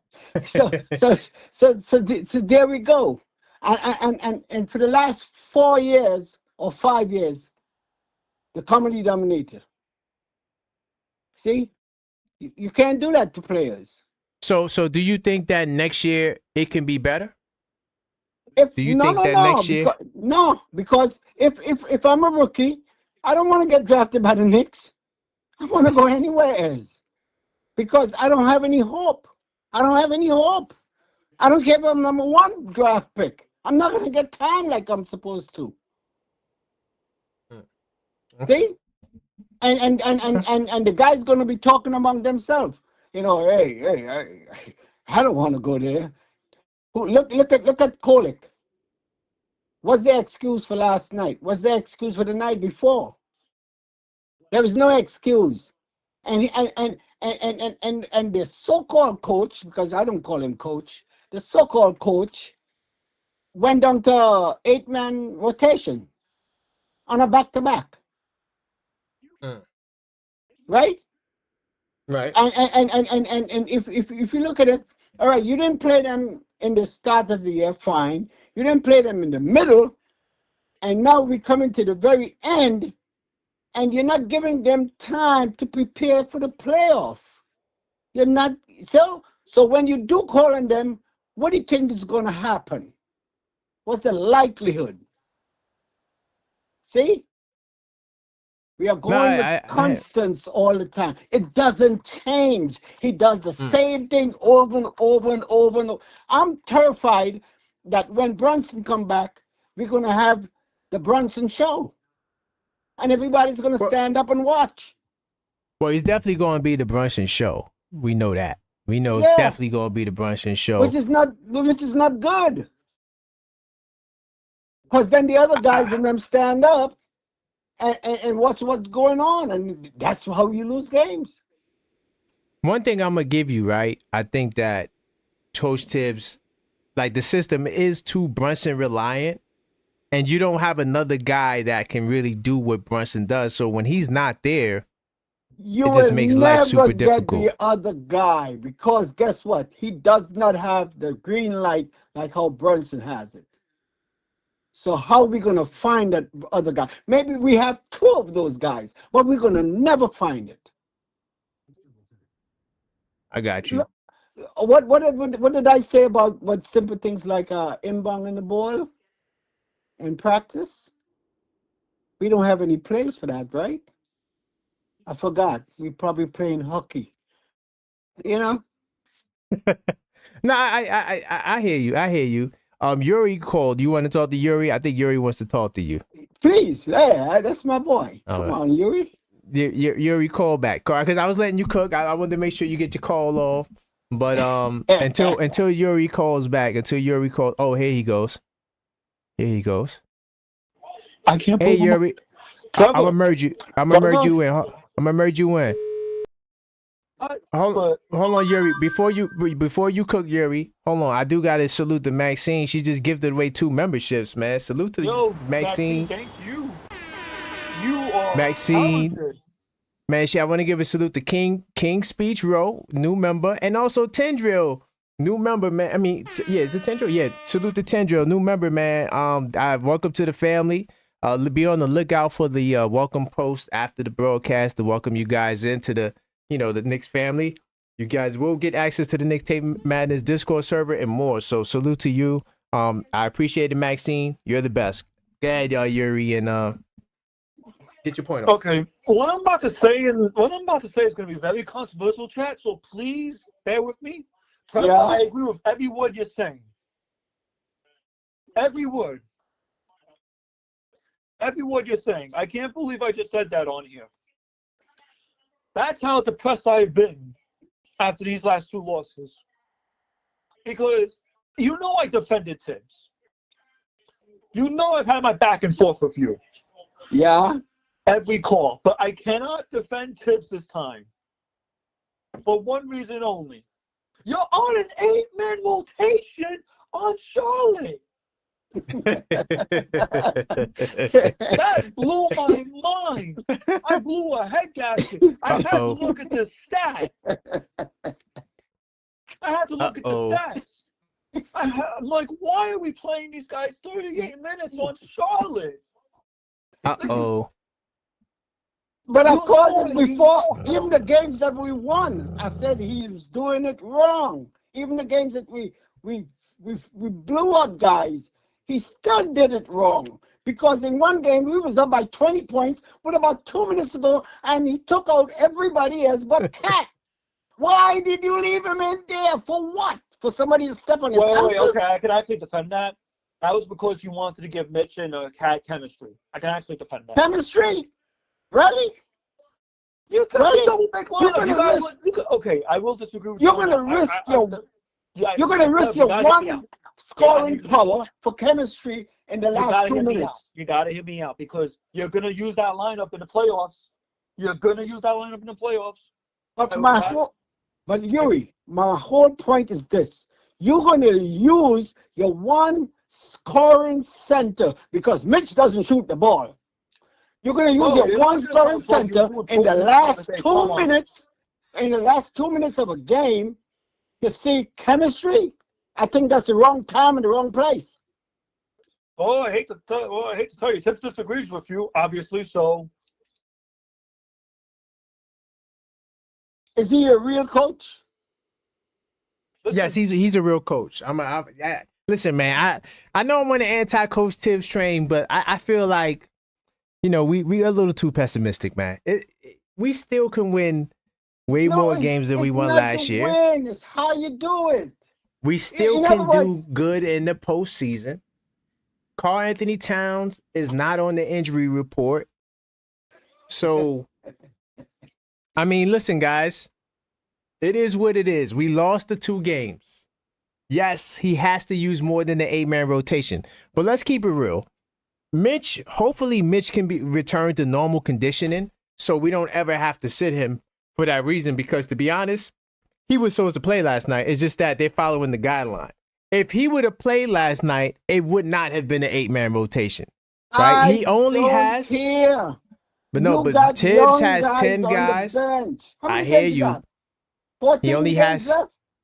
He don't care about that. He only has his 10 guys that he trusts. That's the only guys he's going to play. I'm sorry. It sucks. I'm mad at it. Trust me. I do not like the 8-man rotation. I've been the biggest critic against the 8-man rotation all year. We've all been. But at the same time, my question is, what's the benefit of the 8-man rotation? Yeah, what's the benefit at this stage? Well, for him, this stage and this period of how many games we have played already. What's the benefit of running 8 guys this low in time and your bench doesn't see any time? What's the benefit? I'm gonna say I don't agree that the 8-man rotation is any real benefit in the regular season, except if you're trying to gear up and make clinch a playoff spot. Right now, we kind of sort of clinched the playoff spot, though it's not 100%, but it's kind of like we spot, right? We did. Well, right? I mean the third seed. I'm talking. You know how you battling for position, like so you trying to get into the play-in, so you're gonna play your guys more because you're trying to make a mad push. So that'll be the time where you're gonna play guys more. But I agree with you, Trevor. You can't do it for the entire year. Like that's crazy. Like if you can't play the 8-man rotation as like a regular thing. I agree. Even if you go 9-man, but you're only playing them 5 minutes and 6 minutes, and then everybody else is getting 4. I agree with that. However, but when these guys are healthy, now if they're healthy, that's the caveat. That's why I say if we're healthy, we can do good. If we're not healthy, these boys it's going to be tough because it's going back to what Trevor's saying. Play somebody else. Now, I'm like, I know Tibbs. Don't play if you don't want to play the rookies. Fine. But you got PJ Tucker. Why did you sign him? Put him in the game. He might give you different energy. He's a dog, right? We need toughness, right? Put him in the game. See what he does. Put DeLon Wright in the game, another veteran, right? Put them in the game. Like, you need fresh bodies. You got them on the bench, right? Kolek and those guys are not going to play. That's the reality. But you got these veterans who you traded for and you signed. Play them. Look at this. We need a big body up front. We could get Brown from the G League, even if it's just for his rebounds. Because Mitch doesn't shoot at the basket. Oh my God! Right? And that's what he's saying. We just need rebounds. We are small up front many times. Dude, the guy's been posting up in the post. And you having guys on the bench that never come off, but yet we don't bring up somebody. And I think that was coming because Tibbs don't want to play rookies. And that's not true. Crazy. He has played rookies before. But what I'm saying, he doesn't want to play these young guys, which makes no sense because we need them. We have a need. Not a want, we have a need. So that's the big difference. See? He doesn't I said it all year. He does not know how to make adjustments. And that's where we don't get it. I just want to real quickly answer somebody's question. I think FS Wisdom, salute to you, channel member. He said, what makes Coach Tibbs a good coach? To me, what makes you a good coach is if you have 500 record. So he definitely has a 500 record, above 500 record. And he has been, multiple years in the league. Now, is he a great coach? I wouldn't say he's a great coach. Obviously not. He's definitely not a great coach, but he's not a bad coach. Well, I mean, Trevor might think he's a bad coach, but I wouldn't say Coach Tibbs is a bad coach. He's just not a champion right because now. He refuses to make adjustment year after year. If you do something one year and you fall short, the next year I think you're supposed to try to make a small adjustment at least. That's the least you can do. I don't know what happened this year with Tibbs, because someone pointed it out to me when my friend I talked to pointed it out with me. Johnny Bryan used to be in Tibbs' ear every time. Yeah, but did you listen? Johnny Bryan used to be in Tibbs' ear every time. And he's gone. Exactly. So you can blame that on Leon. Yeah, but why do you revert as a coach? Forget him. Why do you revert back to your old ways if you see something was working? Maxine actually brought up a good point, though. I think Tibbs is waiting for the team to develop their chemistry. Let's look at the long haul for the Knicks, not just the short term. Exactly, and that's what I'm saying. This is year one, so year 1 of 5. No. Sakes. This is year 1 of 5. You know why I'm saying that? Because Trevor, you can say what you want. Making in the first year, we're still making the same mistake, even though you change players. It's a new team. Right. I'm saying, even though you change players, regardless of who they are, the mistakes I'm talking about is fundamental mistakes that's happening in year 5. It's not year 5. James Dolan said it was year 1, and he's the boss. Hello. I could twist it every way I want. No, I'm just saying, Jim Dolan said it was year 1. Yeah, year 1. These guys are going to be around. 4, right? He was sleeping the other 4. No, he gave Leon Rose the job. Was Leon Rose sleeping? I don't think he was sleeping. I don't think Leon Rose was sleeping. Rose is doing a good job to me. Right. He's doing a good job to me, right? And I am saying, even though you don't make monumental improvements, something gotta give. If Bryant was in your ear, it didn't stay in your ear to tell you, well, hey, guess what? Whatever he was telling me, it was working. So let's build on this. I didn't see him build because he went right back to his old ways. You guys talk about Johnny Bryant, right? I want to salute still Knicks fans. He did a show with Alan Hahn. And Alan Hahn was like, y'all guys make a big deal about Johnny Bryant. All he did was give him the clipboard and tell him who had many fouls. His job, he wasn't doing what you guys think he's doing. Just because you guys are watching it on TV, right? And it looks like he's doing more. He's like, no, he just was giving Coach Tibbs instructions, telling him how many fouls guys got, telling him this, like assistant coach work. He wasn't telling him, all right, Tibbs, you need to run this play. Like, go listen to that Still Knicks fan show he did with Alan Hahn. That was a really great, really my great interview. Observation was when Woodson took the job as an assistant, and all of a sudden he got the Indiana job or something like that. Is it alma mater? Let me tell you something. Right there, I told myself there has to be a reason, because it was him and other coaches were looking to leave the Knicks because maybe Tibbs is not listening to anybody. Oh, for God's sakes. That's the impression I got. I'm not talking about anybody else. I said, I wonder why him and about 2 other coaches, I think, wanted to leave the Knicks at the same time. I said, the season didn't even start yet. What's going on? I said, okay, he went back to his school. Okay, but let's see what happened. Under Mike Woodson, they did have the third-ranked offense. We know that we was top 3 in offense for most of the year until we recently fell off. And their defense, they were ranked 23rd in the league. Right. So you got the defense. No, I'm sorry. I'm sorry. Whoa. I got it mixed up. Defense was 3rd. Offense was 23rd. Right. This so was with Mike Woodson. Mike Woodson was the assistant coach? No, he was the coach. Yeah. He was assistant. He was to be the assistant coach. He was assistant coach. I'm just saying this year we had a net rating of 2.4. We was 3rd in defensive rating. Really good defense. But offense, we were 23rd. For the record, I'm just saying. I think he joins back. I don't know. I don't know if that's better than what we are this year. You know, like I feel like Knicks fans, we romanticize the past a lot, right? And most of the time it's because the president's kind of bleak, so we got to go look back in time. But I'm gonna say this about the past today. I think that we're fine, man. I think that we know that we didn't have our captain. We're used to having him here. Right, so this has been a major adjustment, not having the orchestra, or what is it? The conductor? What they call it? The leader of the orchestra? Is it the conductor, or is it what is it? I mean, this conductor.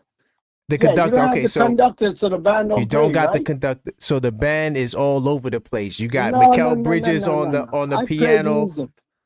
I played music. When you don't have the conductor, guess what? Go ahead. You usually have somebody that will take charge. And you have to give that person, the same confidence to lead the group. That's all it is. When guys are questioning why you're doing certain things, it tells me everybody else don't want to even touch being the leader. I just don't think that you have another guy with the leadership qualities Brunson has to back him up. Hello. I don't think you have it. Maybe you don't have guys that is as vocal or what? Because we don't have a lot of vocal guys. OG don't talk. Bridges don't talk much. Passive. Right? Towns is also kind of like lead by example. Same thing, right? So therefore, the only person you might get to do that is Hart, right? But Hart he ain't a 1 though. But he ain't a 1, right? Yeah, he's not a 1. Yeah, that's the only thing. If he was a 1, oh man, it'd be a lot different. But he's not a 1. But he has the personality for it though. Usually a guy steps up. Oh, Dio's boy brings up a good point. Like Clippy was Miami 10 straight games. Wait, they lost again? Damn, they probably did. I didn't watch no NBA Only game I watched, I had to watch the Washington game because we're playing them tomorrow. Well, come over coach the Knicks.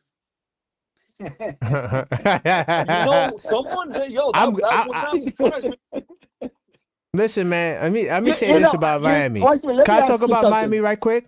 Miami right quick? Yeah. And salute to somebody is another Knick creator. I wanted to go and give them a salute. They said that they were talking about it.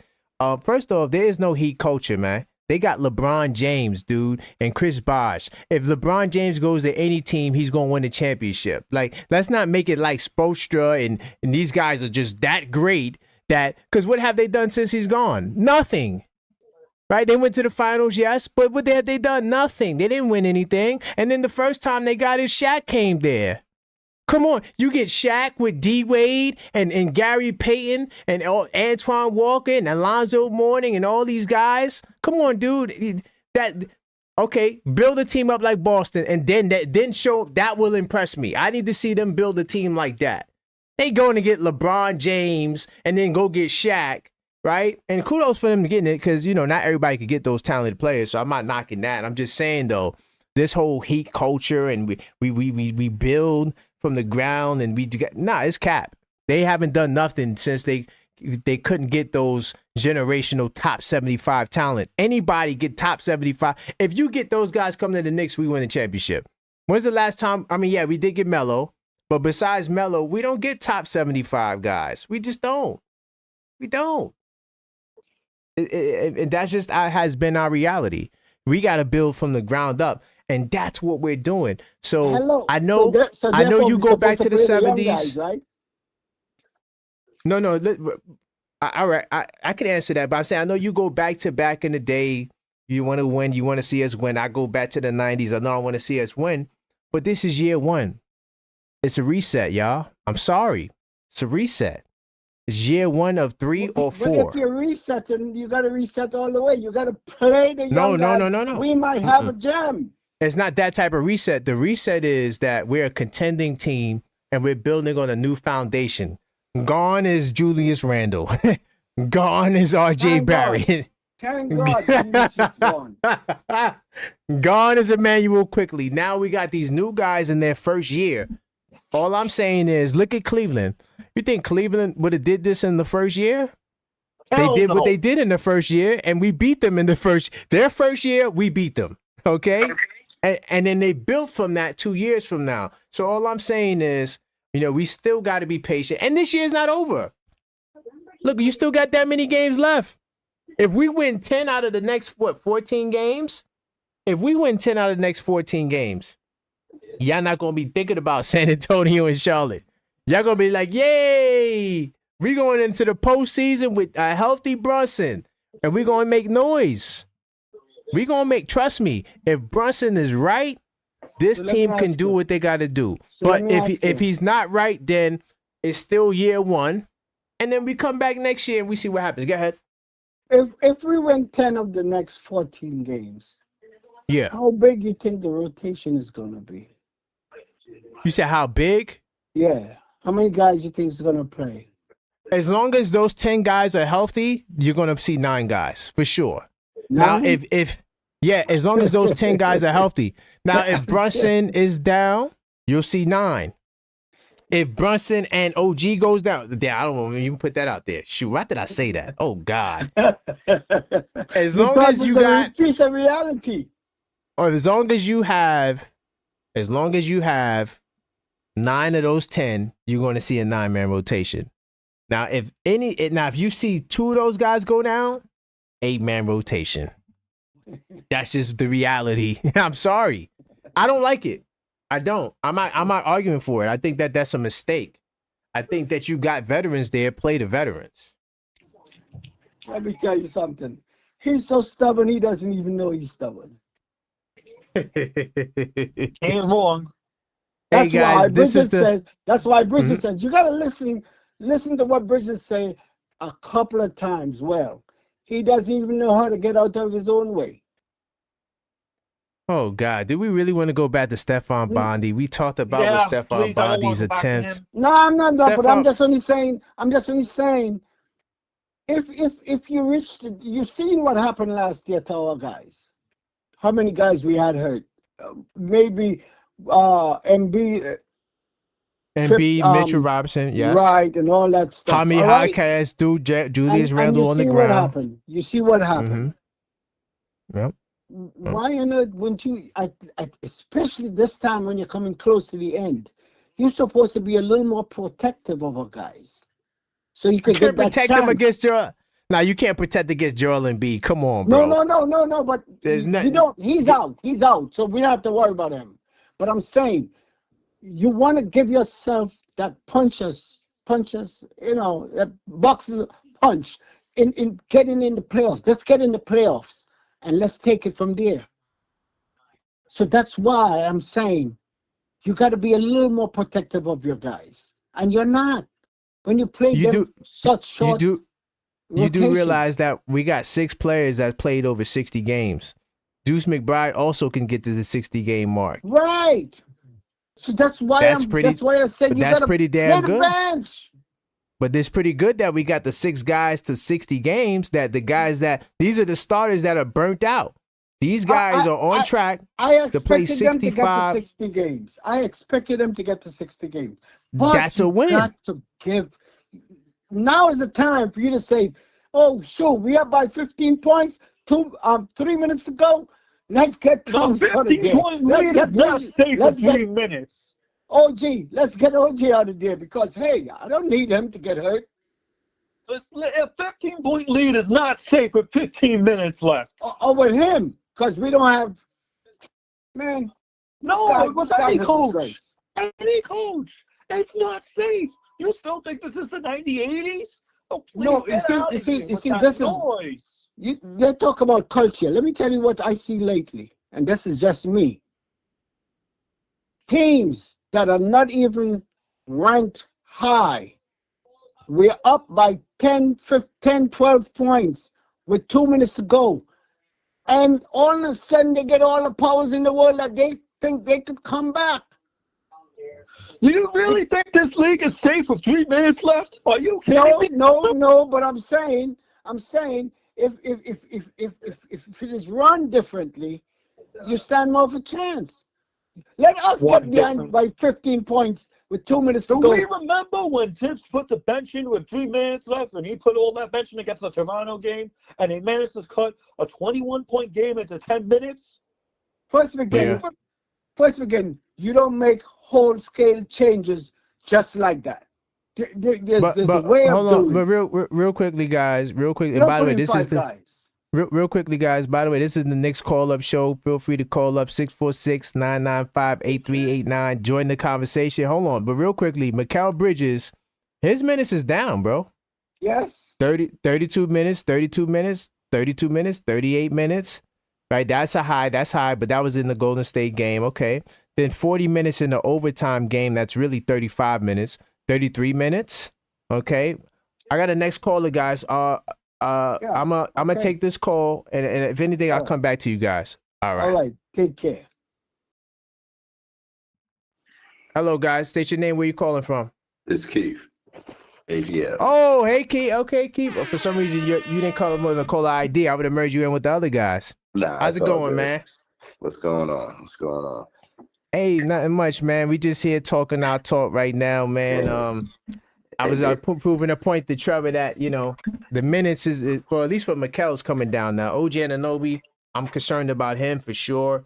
And Josh Hart, he don't care. He'll play 48 minutes. But go ahead, get your call off. The minutes were in line to come down as soon as Mitchell Robinson came back. I've been saying the same thing all year. As soon as he comes back and becomes that legitimate ninth man in the rotation, that allows our wings to get some more bench minutes as well. Right. Because especially when you get the minutes where we're gonna go with the double bigs, with him and Cat out there at the same time, you're not gonna have, it's gonna give a chance for Mikal Bridges, OG, and Hart to rotate and get less minutes on the floor. I mean, it's gonna come naturally. Trevor's Trevor. He's been the same way since call one. Sometimes some Knicks fans, this tonight's show is just like I thought it was going to be. 2 straight losses to 2 teams that we should have beaten, and it's hide the sharp knives and put all the bug spray in the cabinet with the locks on it, so that we don't have a bunch of suicides over here in the middle of the evening. It's a bad loss. Absolutely. No, for sure. We're not hiding that. Yeah, it was bad. That it happened. You prefer bad losses to come in November, not March and April. But bad losses come. This is, if you look at the schedule, Knicks got 4 games, 5 nights, back-to-backs, coming off a 5-game Western trip without the captain. Yep. It was 9 different cities in 20 days. Yeah, I mean, that's rough. That's rough. I mean, and it's not like we're the only ones out there on the court getting paid. You know, they pay the other team too. Those guys get paid too. You know, not a good point.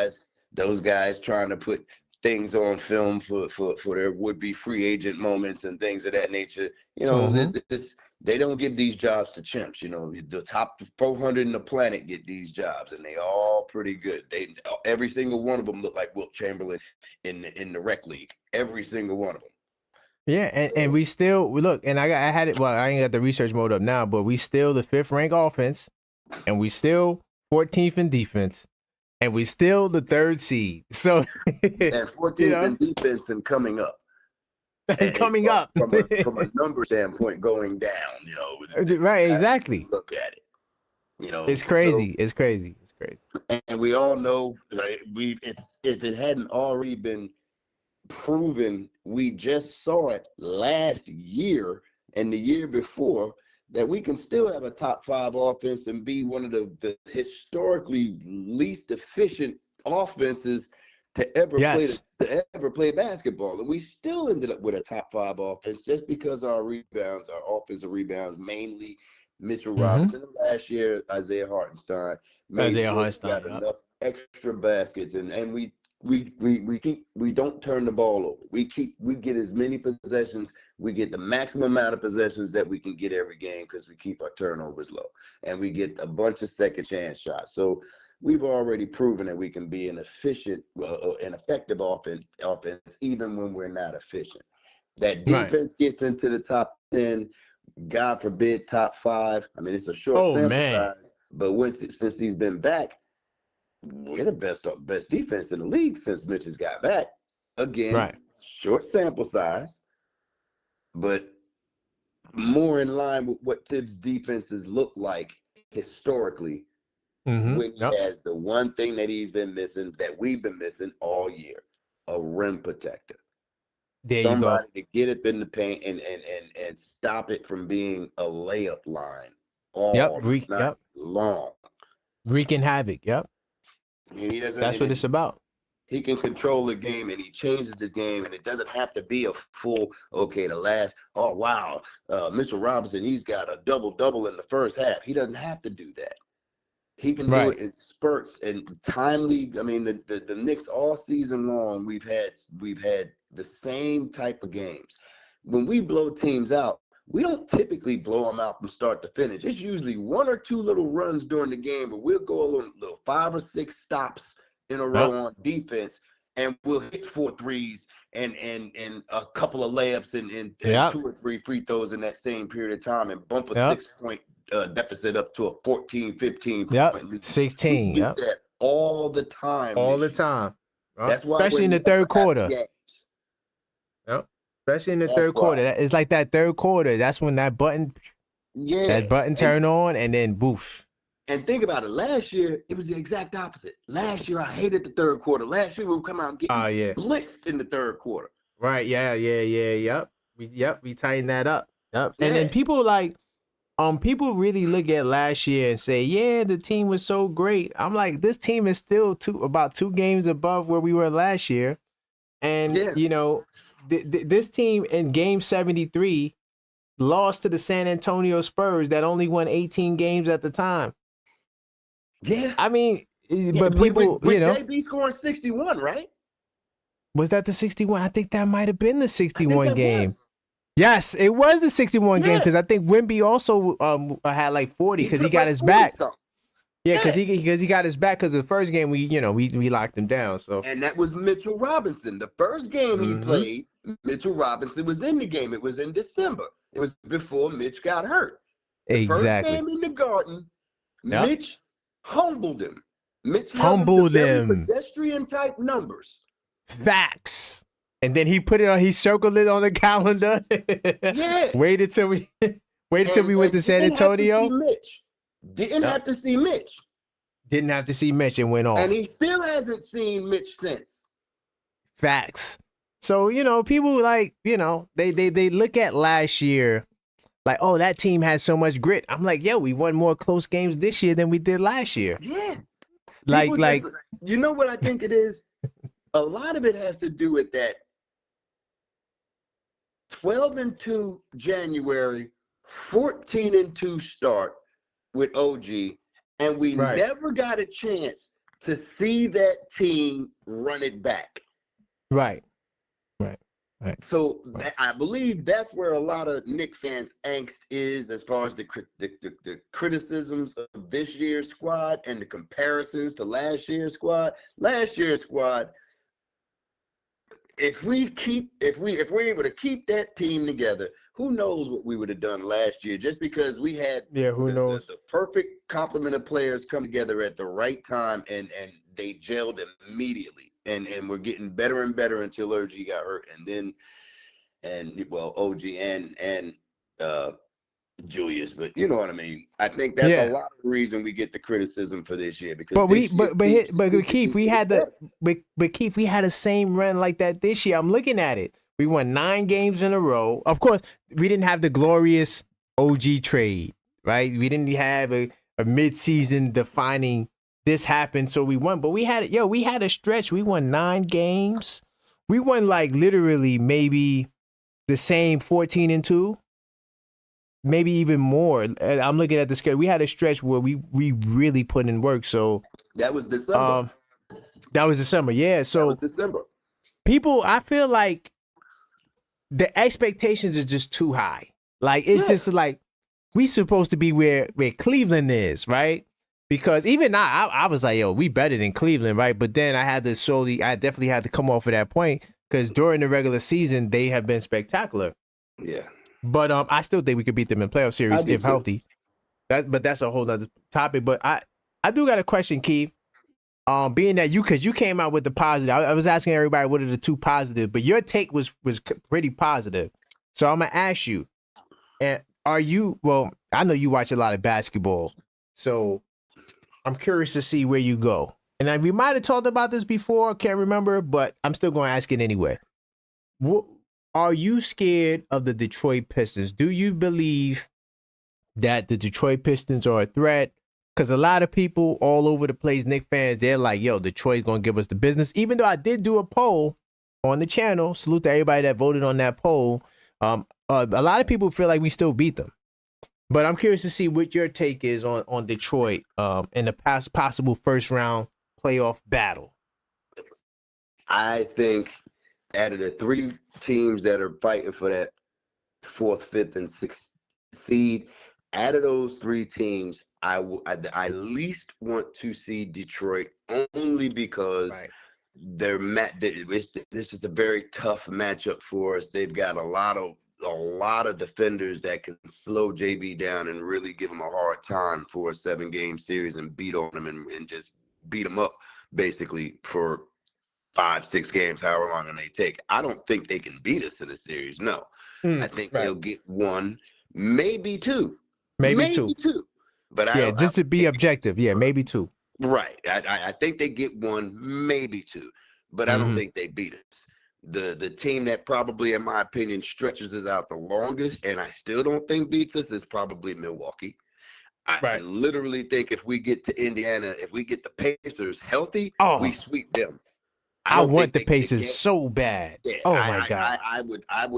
I don't think they get a game against us this season in the offseason. Man, we need this Pacers series, yo. We need that would be redemption for all Knicks fans, and the nice shut up to all those Pacer Hicks that think they really beat the Knicks last year. No, the injury bug, we just ran out of bodies.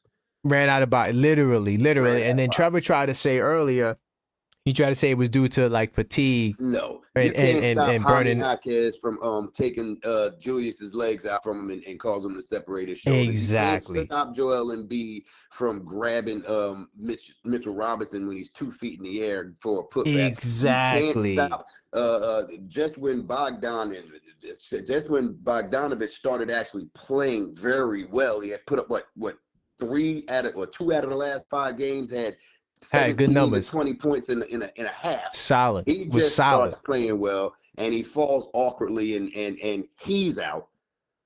You know, you can't account for a lot of those It happens, things. man. The only thing that I would say, and even OG, when he got there, he had already played half the season. We got OG. That's a good. Oh, I forgot to add that point. That was my rebuttal for Trevor. I forgot that OG only played 50. He might have played 50 regular season games, 20 something for us. So how was he burnt out? Yeah, Mm-hmm. so he was really.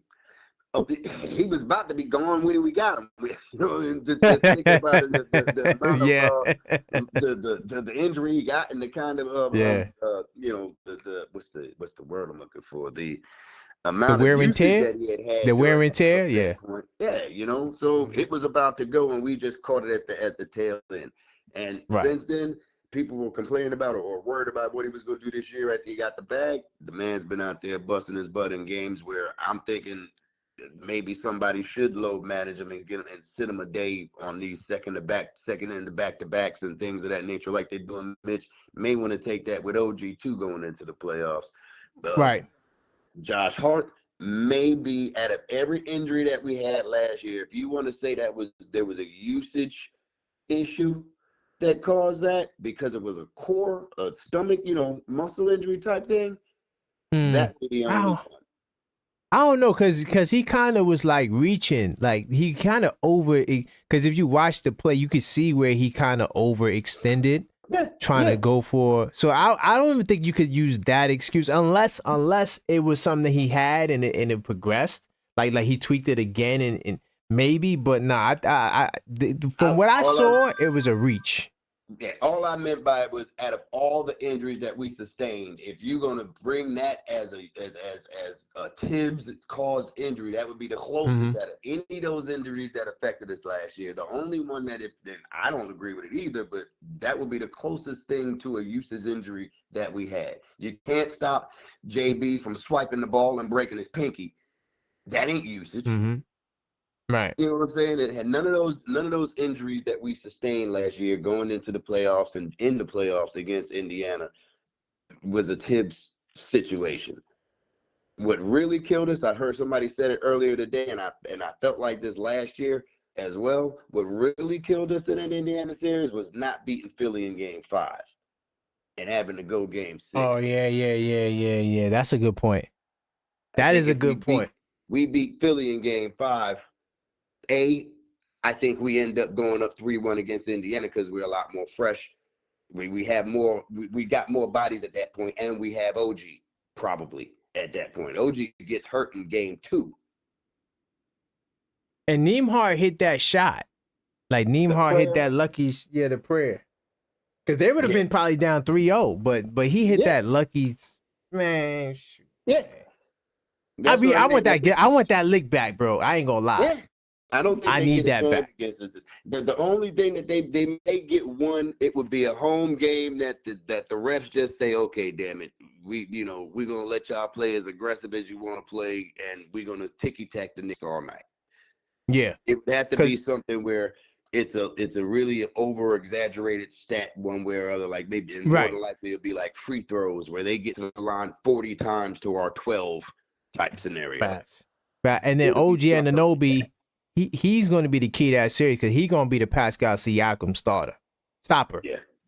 Yeah. He's going to be, so as long as he's healthy, oh yeah, for sure, guaranteed. Indiana has nothing for us if we're healthy going into that series. I don't care if they're healthy as well. If we're healthy going into that series, I don't think they get us one game. And really, as motivated as the Knicks are going to be, Brunson, Hart, OG, they're going to be motivated to play the Pacers next time we play them in the playoffs. They're going to be extra motivated for that one. But I agree. I don't want to see Detroit because Detroit's young. They're us 2 years ago. Yeah. They're us. They're the team the first year of JB. That's us. And I don't want to see them right now because they the first year, JB, not the first year we got Tibbs and Randall. And no, I don't say that. Not that team. That first year with Tibbs and Randall, remember that was everybody was throwing up in their mouths every time Julius got the ball at the top of the key because we knew he was going to dribble and do that stupid spin move and somebody was going to yeah. But they were really good defensively though. They were good defensively. They were good defensively. Yeah, they were good defensively, but they had that was it. Yeah, because the offense was terrible. Yeah, the offense was horrible. Offense was like woof. So okay, so offense was terrible. All right. I mean, I respect it. I mean, I think that Milwaukee would probably be the toughest only because of Dame and Giannis. That's the only real reason, and I feel like Milwaukee hasn't been healthy. You know, if Milwaukee is healthy going into the playoffs, they're going to be a problem, even for Cleveland. Absolutely. Even for Cleveland because,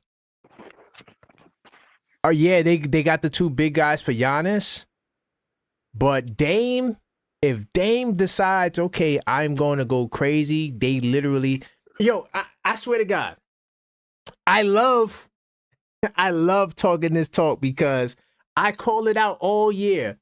Cleveland, they do not have a go-to perimeter defender. What happened against the Kings? I didn't even get a chance to watch the game yet. But I saw the clip and I saw the play where I think who hit the shot? Was it Zach LaVine? One of the dudes on the perimeter hit the shot. Yeah, it was Zach. And who was guarding him? It was it Hunter? I thought it was Mitchell. But it could have been Hunter. Let's say, okay, it was Hunter. They don't have a go-to defender. Listen, I need you to get this stop. On the perimeter, they don't got. Now, Mobley and Allen on the inside, they solid. Trust me, they're really good. But on the perimeter, they don't got it, man. And in the playoffs, you're going to need it. Especially when you get to the SGA round, the Tatum, and you're going to need guys on the perimeter that can hold their own. You know, even like Jaylen Brown. Jaylen Brown is the Cleveland Cavalier assassin. I think that they might have to start Hunter because Max Strus was giving Max Strus the bit, and I don't think Hunter's going to do that much of a better job. I do think that he can help stop getting posted up. You know, like because he was just posting. He can make it hard for sure. He's going to make it harder on him, and he's used to guarding them in Atlanta. Atlanta's exactly a really good matchup for Boston for whatever the damn reason is, and typically he's got the Brown assignment. He's got the Brown assignment. You got to put size on Brown. I think that's the key to guarding Brown.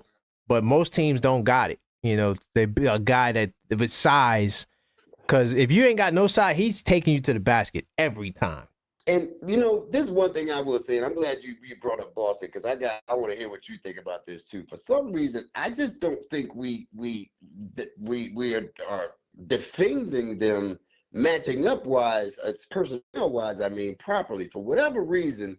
Like last year, Tibbs would put the last few years, Tibbs would put Julius on Brown, not Tatum. He put him on Brown. Yes. And he would force that's the key to do everything from the perimeter because wait a minute, hold on, Keith. The Cavaliers lost again to the Suns. Okay, they lost to the Suns. I'm sorry, I didn't mean to cut your wisdom, but I just that's a big win for Phoenix. They needed it. Whoa, wait a minute, hold up. You gotta go back to research. Whoa, wait a minute. Hold up. They lost were in a free fall. Is that 4 in a row?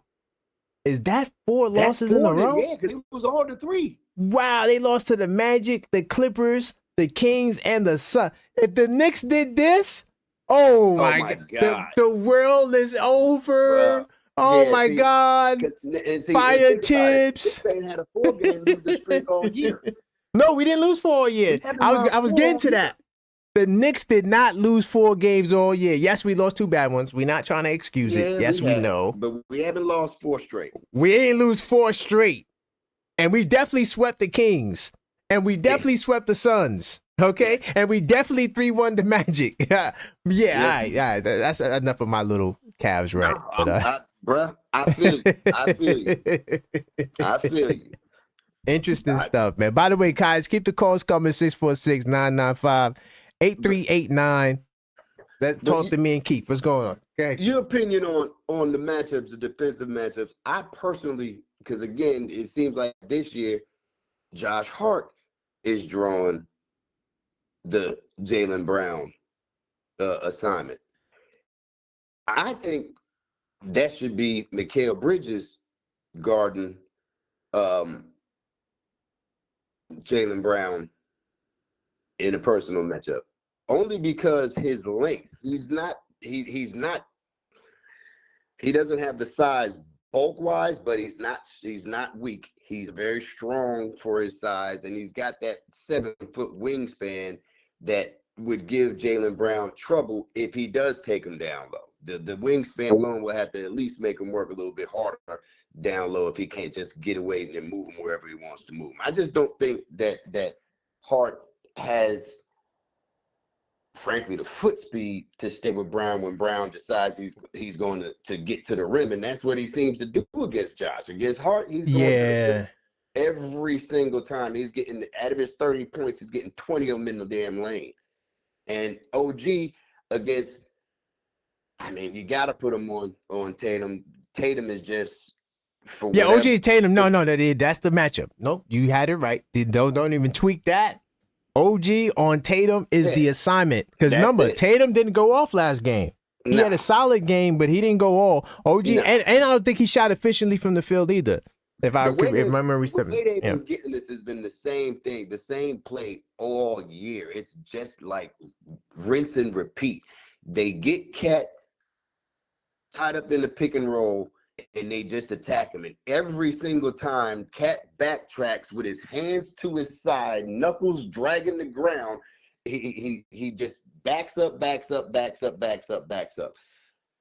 think in the playoffs, we're going to see, especially in that, if we do get to play Boston, I think we're going to see the double bigs with Cat and Mitch out there. And I think if that happens and they bring Cat up top on the pick and roll, you're going to have to just have him do not drop, just press out top, force them out. And if they blow by you, they blow by you, and have a rim defense, and have Mitch down there trying to defend the rim. You can't just keep letting those guys get below the free throw line before they need to make a decision.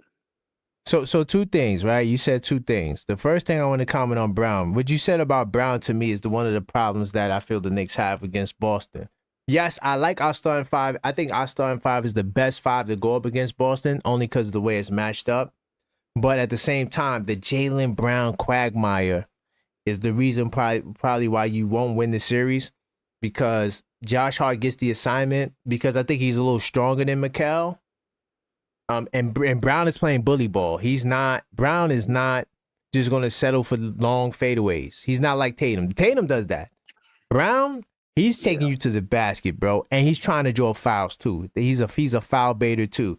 So I think it's worth a shot. Mikal is going to have to be up for the job though, because Brown might take it to his chest. And I seen when they put Bridges on Tatum, I was like, that was the biggest mistake ever in life. I didn't like that at all. Oh my God. Because of the size. Only because of the size. There was nothing. There was nothing he could do with Tatum. Nothing he could do. But Brown, he's gonna really have to take that challenge, because if Brown feels like he can take him to the basket, like just using body. Of course, he's not crossing nobody up really. He might do a little setup dribble, in and out type, just to get you off balance. So like you say, he could just try to blow right by you with foot speed, right? Right. Now, that's a key assignment. But I'm going to say this, and I know y'all not going to like it. I might consider starting Precious. I know y'all don't want to hear it. But he is the best suited guy to guard Brown. Brown is not going to be able to post him up. Every time Brown gets a big guy on him, he wants to set it. He calls for a screen because he wants to switch. Right. He does not want to take it on no big guys. It's just too much energy. Him trying to bang against, big dudes, 6'9", that may outweigh him. Right now, I know that's not a popular opinion. I know y'all going to kill me. Yeah, I know y'all gonna laugh. Oh, Precious a No. chewer. Oh no, that's the worst thing ever. Okay, cool, fine. Well, But to they'd me, be basing it off of how he's been playing, though. You know, Nick right? fans. They're basically, of course. And some people just don't like him anyway. Like my man Right. on Dios. But that's one. But I think Bridges is worth a shot because I still think the starting lineup poses a lot of issues for them. Now here is the double big quagmire. This is the double big quagmire. The Boston Celtics is the only team I feel like Mitchell Robinson, you might have to only play him 12 minutes. Why? Because they are going to target him. He's like a big target. Pick and roll, the same way Towns you say is an issue in pick and roll, Mitchell Robinson's the same issue. Because they're setting high screen and roll from 26 feet out. That's one. They set high screen and rolls. They want your big guy in the water. They want to drown him out. They want to take him deep into the water. They set high pick and roll every time. I watched at least 40 Boston games this year, 30 to 40 Boston games this year. I know exactly what they're gonna. I watched them like I know what the Knicks is gonna run. Like they're gonna do dribble handoff with Towns, and I know exactly what Boston's gonna run. They're gonna set that high screen. They're gonna take Mitchell Robinson and put him 26 feet out. Mitchell Robinson he's food. He's food at that point. Mitchell Robinson's good. Now, here's where I would use Mitchell Robinson or double big lineup, right? When they bring Luke Cornett in. When Luke Cornett comes in the game and Mitchell Robinson, you go in the game. Because now you got somebody, right, there you go. Because that's where they was killing us on the backside. Yeah. So that, to me, should be Mitchell Robinson's role. And Luke Cornett coming in the game. As soon as Luke Cornett come in the game, all right, Mitch, you going in the game. I don't care who's out there. Towns could have just got in the game. I don't care. And Mitch, you get out there because Mitch is going to protect the backside. Now, pick and roll defense, I'm really concerned about because the Knicks we're just terrible at guarding pick and roll. It's just terrible. How I would consider doing it, right? How I would consider doing it is maybe moving put Cat on Brown. Put Cat. I know this is going to sound crazy. Like, what do you mean put Cat on Brown? I would consider putting Cat on Brown, right? And then put Hart on KP or Hart on whoever's the 5. I don't know. Horford. Whoever's playing center, I would put Hart on the center. Why? Because I watched the Lakers do this to Boston and it just worked so well. Because what happened was when they put Rui Hachimura and Max Christie on KP, Boston started turning into like a low post team. I'm like, wait a minute, Boston. I'm like, this doesn't look right. And they were baiting them to take the 2-point shot. And at one point, they didn't hit a 3 in one quarter. I can't remember if it was the second quarter, what quarter it was. But Boston was not hitting the 3 ball, and they weren't taking a lot of attempts. They took Boston out of their game because they were trying to take advantage of the mismatch. That's what you do if you're a smart team, right? You know, old school style. Hey, we're going to take advantage of the mismatch. But I think against Boston, if you run that way you can switch pick and roll. And then you know what you're asking for, though. You're asking a lot. We got to get Precious from last. No, forget Precious. No, forget Precious. You want to talk about the Precious lineup? No. I'm saying no. The last point, I'm not sure you trying to adjust the Precious point because the last point, there's no Precious. I'm saying put Hart on the 5. Put Hart on the 5. Put Towns on Brown. That's how I would defend Boston. I get that, but personnel-wise, with the Lakers doing it, Rui is a lot bigger to play that role than Hart. Rui is like 6'8", 240. That's why I was just saying if we want to. No, but remember, style, we'd have to try. You'd be asking a lot more from Precious to play that role. Oh well, yeah. Well, Precious is not going. It's not going to happen, right? That's just a dream that the long ship sailed. But to bring it back to Hart, the reason why I would put Hart on the 5 is because Boston does not play inside out. If you see Boston play inside out, they're going against what they want to do in their playbook. Right. That's not how their playbook. Like there's a programming in the NBA. Like if you watch a lot of NBA, and I know you do, certain teams stick to their guns. I mean, mostly every team stick to they're not going to. Like Boston don't have it in their DNA to go inside out. Right.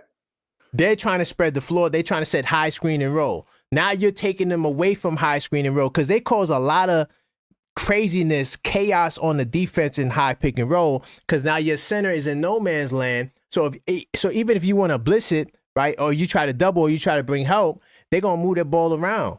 They do a great job. Everybody could pass. Everybody's a threat to shoot three. That's what makes them dangerous. So how I would neutralize that, I'm putting Josh Hart on the 5. I'm putting Josh Hart. And then I'm going to do what they did last time. I'm going to do 1-2 pick and roll, right, to force the mismatch because, they was putting the center on Hart. So I'm ready 1-2 pick and roll. Force that mismatch all day. 1-2 pick and roll. All day. That's what I would do. And that's what Tibbs did do the last game. I'm not sure if guys remember. But go ahead.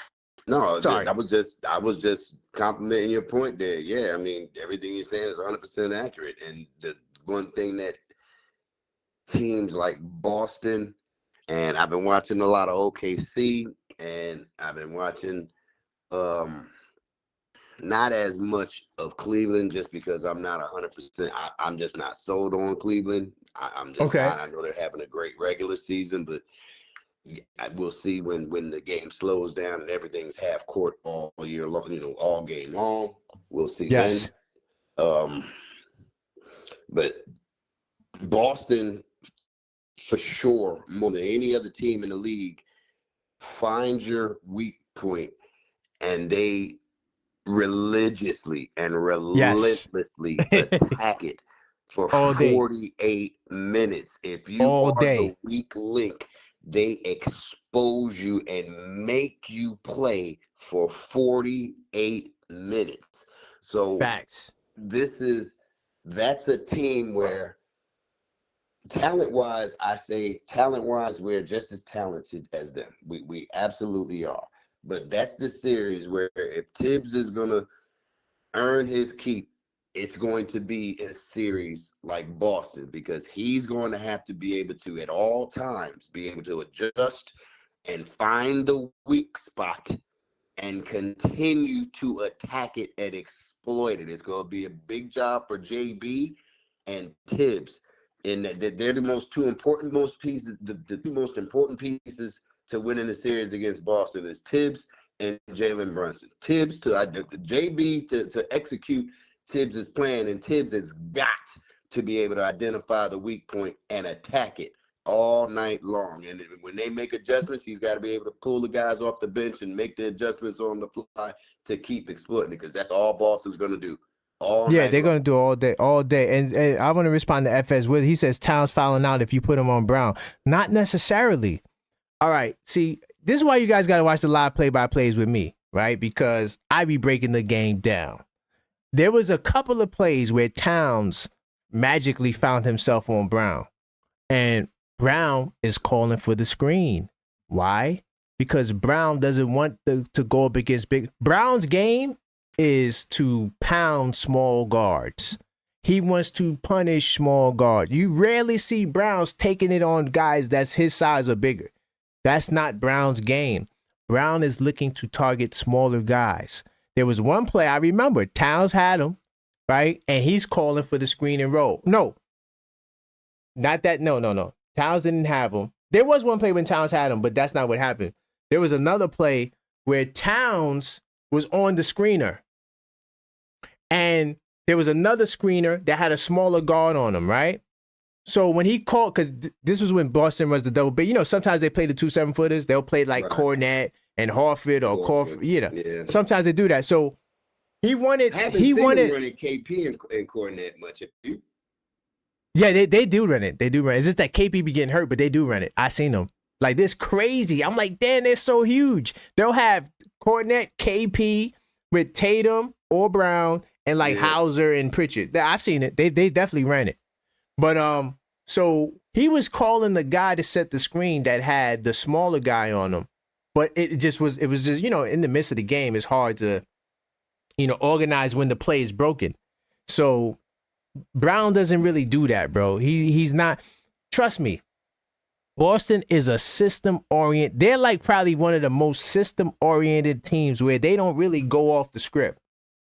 There's only really 2 guys that have the freedom to like really free, maybe 3, That's Derek White, because he runs a lot of point guard duties, right? You might see him come up the court and he might try to do something spectacular off the dribble. Jason Tatum, superhero basketball, fadeaways from 20-some feet out, right? And then Pritchard. Pritchard comes in the game. He's dude got the green light to do anywhere. To do whatever he wants. Drew Holiday, Brown, they all play within the system. Even Brown. I know that sounds crazy. Brown is not the super ISO guy when he doesn't have the favorite, when it's not in the set. Like, he's looking to get Josh Hart or Deuce McBride. That's if he sees Deuce McBride is there you go. There you go. Somebody he can bully. Somebody he can bully.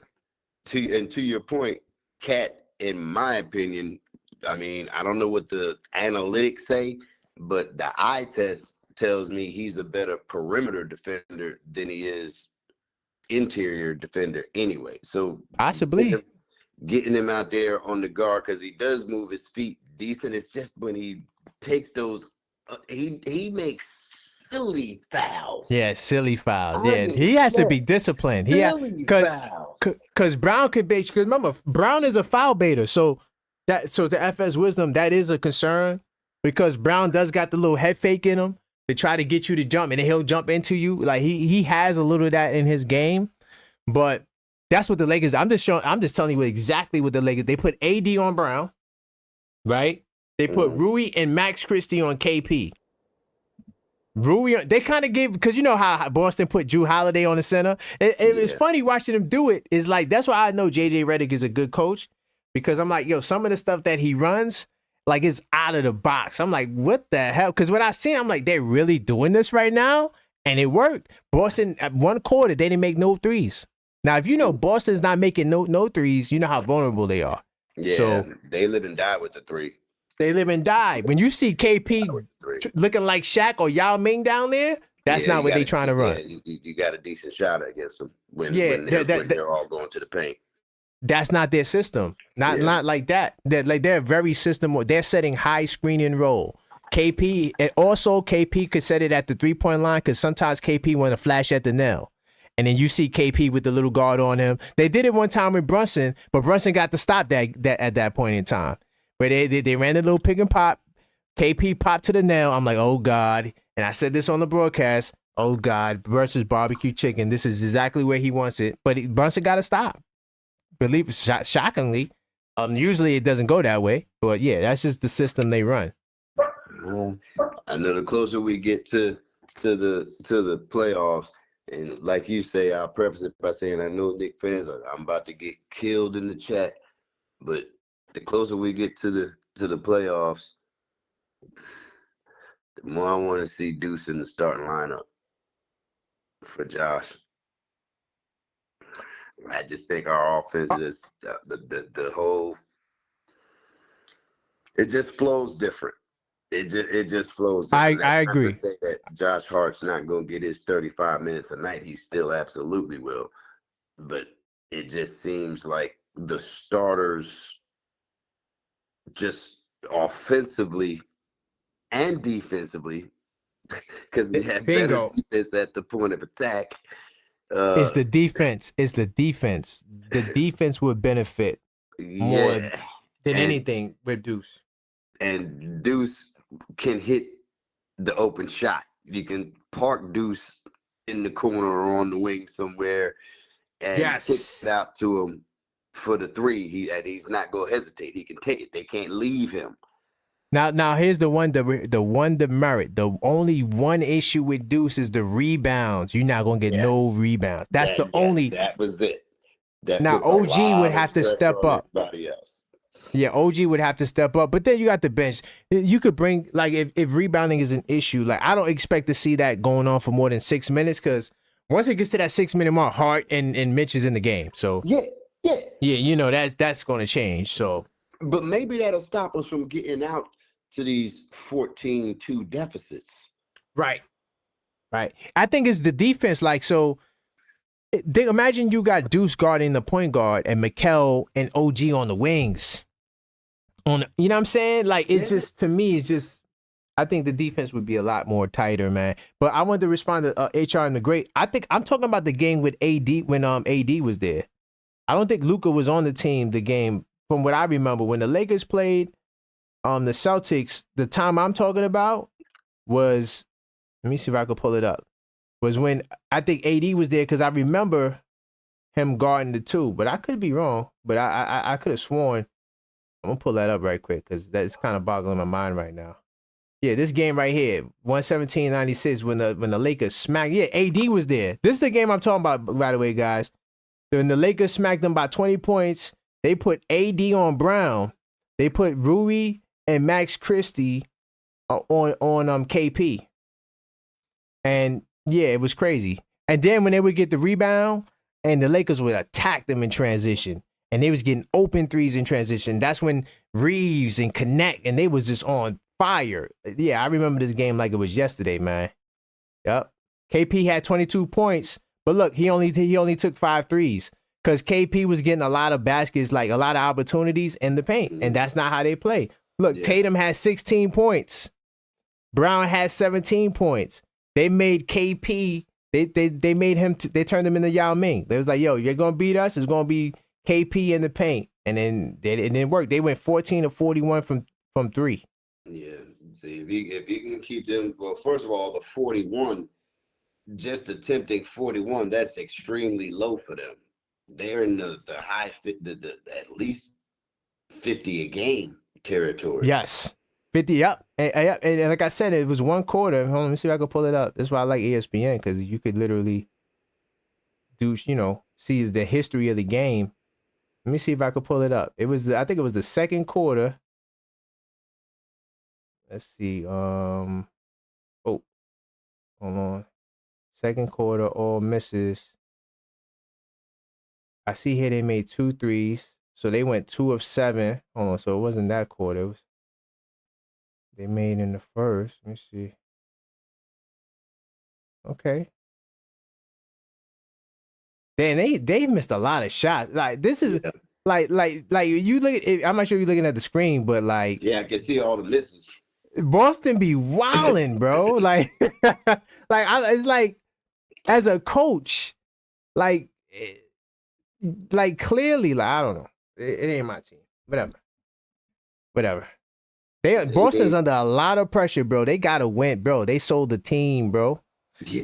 They trying to sell the team. No, it's sold. It's sold. It's sold. Yes. Listen, hold up. The owner is slick. Somebody took on that big. I was wondering if they were gonna be able to do it because they signed everybody on those max contracts. Let me see if I can get the article, bro. Look, the owner was talking about, yeah, we're gonna wait another 3 years. I knew that was cap. This is the situation with Boston, right? So Boston next year's salary, $230 million with 11 players. They still got to sign 4 more players. Al Horford off the books. Luke Cornett off the books. Somebody else off the books. Right? So they got... dude, you know how much money they going to spend in penalty next year? It's going to be $250 million. It's a little bit more than I thought. I was gonna say like 230. It was gonna be pretty much what they're paying in the cap. I read it in the Athletic. Oh yeah, you have. I'm not sure if you checked the Discord, but I put it in the Discord, the article that I'm talking about. It was in the Athletic, and man, I was like, whoa. Yeah. So they got to win the champion. If we beat Boston in the second round, you think these new owners is going to come out spending $250 million to get bumped in the second round?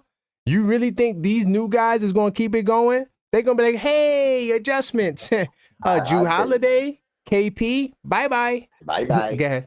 I tell you what, though. I think either way it goes, after next season, they breaking that team up, win or lose. I think if they win, if Boston wins this year, they may break it up quicker because the new ownership's got that chip, and they don't have to worry that we got a chip. We need to pay all this salary. We got a chip, and they might get rid of one of them a little bit quicker. But man, either way it goes, I think this team that we see in Boston, we only go see them like this next season at most. before that team looks different, which is why I think, that's why I keep saying our window is 4 to 5 seasons. We might not get it this year. We might not get it next year. I got it on the screen, by the way, Vic, for those of you guys who want to see it. Look at the the money. $225 million. This is just with 11 guys. Oh my and hold on, let me see if I see it. They don't even got the free agents there. Why they don't got the free agents there? Okay, it's cool. But Al Horford, Luke Cornett. They're free agents. They ain't putting them up there because they're only putting ones that they have committed salary to. Right now, but they usually put them there as cap holds. But whatever, it's cool. But this is the money. Either way, this is the money that they. I mean, it's just a lot of money, bro, and I just can't see them committing long term, spending over $250 million because the tax goes up. So $250 million next year, then you know what it's going to be the following year? It's probably going to be in the 300s, like 350. It goes up like that. When you're in the luxury tax in the second apron, they're going to tax you, B. And if you're not the Lakers, the Knicks, most teams, they can't afford it. They can't afford that. Yeah, they can't afford to take those kind of L's, losing $100 million a season, like losing, because they can't make it up even with the ticket sales and everything else. They still end up losing too much. $100 million a season. They ain't good. They can't do that too much. And they just spent. And they just spent $6.1 billion on the team. That's how much they sold.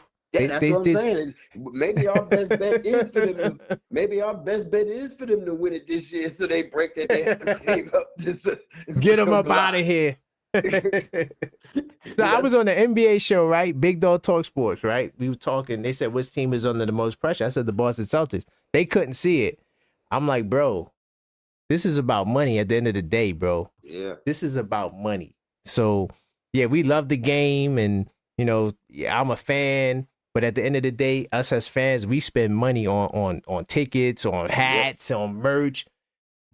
Yep. This right here, bro, that model is unsustainable. There's no way they could sustain it. Phoenix is another team. KD, they gone. At least two of them is gone. Yeah. And it's unfortunate. It may end up being Book and Durant because Bill, they have no trade clause. They got no trade. Unless they could convince him, like, hey, we breaking up the team. Where do you want to go? We'll try to get you where you want to go. Maybe, send me to the Lakers. He got to want to go, though. But I think that if they're sending off KD and Book, I don't think he would want to be the last one there. Yeah. I don't think he would want to be the last one there. But, yeah, I don't know, guys. But, yeah, guys, call up 646-995-8389. Call up. Go ahead. That could make Houston a real problem over the next few years because Houston's got their draft. Oh, yeah, for sure. Yeah, that's a damn. It's crazy. That's what I'm saying. Like the trading for superstars for the Bills super teams, that's I don't think it ever worked, to be honest. But it's just not the way to go because you can't build a team. Like once you get like three guys that make 60 million, 50 million, what more can you add to a team? Yeah. We just seen the numbers. Like, like the luxury tax next year is going to be what? The second apron is going to be 210 million? No, hold on. I think it's going to be 200 and I don't say it here. I think it's 210 though, but yeah.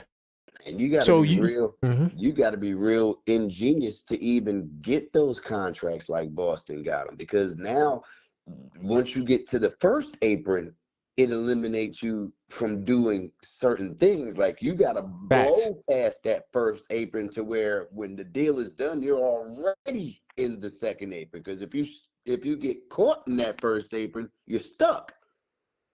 Yep. Now you're right. They made that new the way of building and keeping a team together now. It's gonna be real hard to do unless you find players like JB that's willing to take a lot less in order to fill out a team with good players. Right. right? And I'm curious to see what Mikel does with his extension. That's going to be a saga. Mikel, does he take, because he's the final. Well, I mean, I'm not sure how you feel about Mitch. Mitch also is up for an extension, but I think Mikel is the final piece. Like if they could lock him in, then we'll be all right. But the Knicks could theoretically, the Knicks could spend, if we know we win in a championship, the Knicks could spend the 250. Oh yeah, they got and that. Dolan, he's pretty much said it. He ain't got no problem with it. He'll do it. He'll do it. But we gotta. But it gotta be on that level, right? He's not gonna pay to just pay because we did that already. Yeah. we had bad contract after bad contract, So yeah, I mean, the Lakers is another team. They'll do it. If they had to, if the Lakers were to get Wemby or somebody like that with Luka, they would be paying that 250 or whatever. They'll pay it with no hesitation. With no hesitation, because they trying to win them championships, Yep. So this is the cost of doing business. Oh, and by the way, and I could put it up on the screen, Cleveland is there too. Cleveland is in that boat. Oh, the great Cavaliers, their days is numbered, bro. Yeah, I'm gonna show you. I'm gonna show you like that. I'm gonna show you because Garland's coming up for a contract and Mobley. Mm-hmm. I think so. We're gonna pull it up. We qualifies for the Supermax. We don't even gotta guess. This is why I do this in research mode, man. This is why I do this in research mode. So we're gonna go to 2026. Okay, so look at that. Oh my God. $233 million in allocations. Whoa. Hold up. This can't be right. This has to be counting cap. Wait, no. The active roster for Cleveland next year is $207 million. Wow. That's not counting Ty Jerome. That's not counting, who else is on here? Sam Merrill. Sam Merrill is going to be about it there. Unless he signs for the low. And those are the only two young guys they really got. Everybody else is kind of expendable. But still, they will only have 10 players on the contract. At 230? The actual salary for guys that's on contract is 207. Now the 230 is the cap holds. What's the cap? The first cap, the regular cap. What's that? Oh, you saying the first apron? They'll be what? They're in the second at 200, ain't they? They'll be $14 million above the first apron. And there'll be $2 million above the second apron. I was about to say that's the second apron, I thought. So they'll automatically, without doing anything, without doing a trade, they automatically trades have to be 1-for-1 of equal value. Equal value, yep.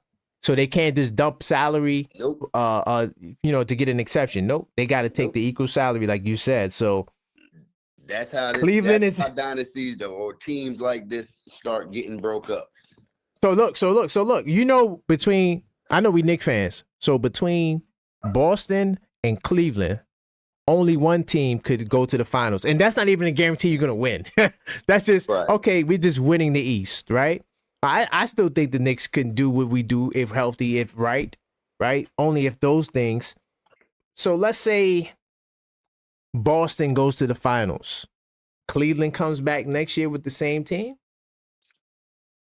Do you come back do you say, okay, we're going to wait Boston out? We know Boston got to do something because they got new owners and they don't want to spend money.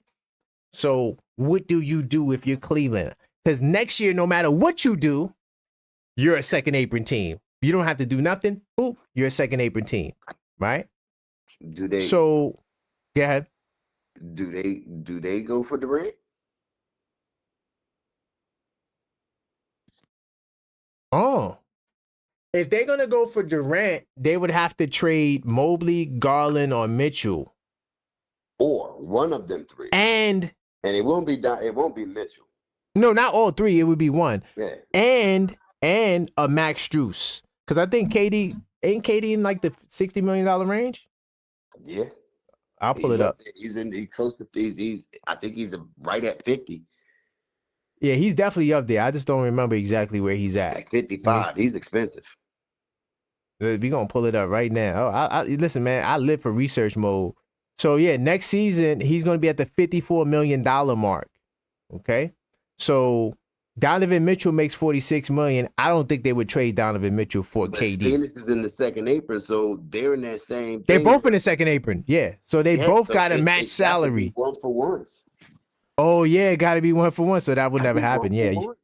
Yeah, because you can't double up to match salary. Yep. The only thing they can do, and they can't even, at the second apron, you can't even get a third team.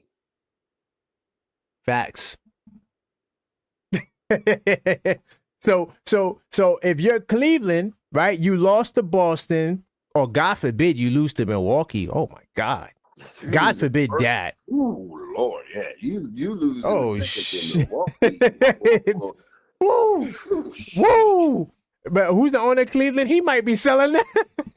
Yeah. Hey, anybody want to buy the Cavaliers? Anybody? Get me out of this quagmire.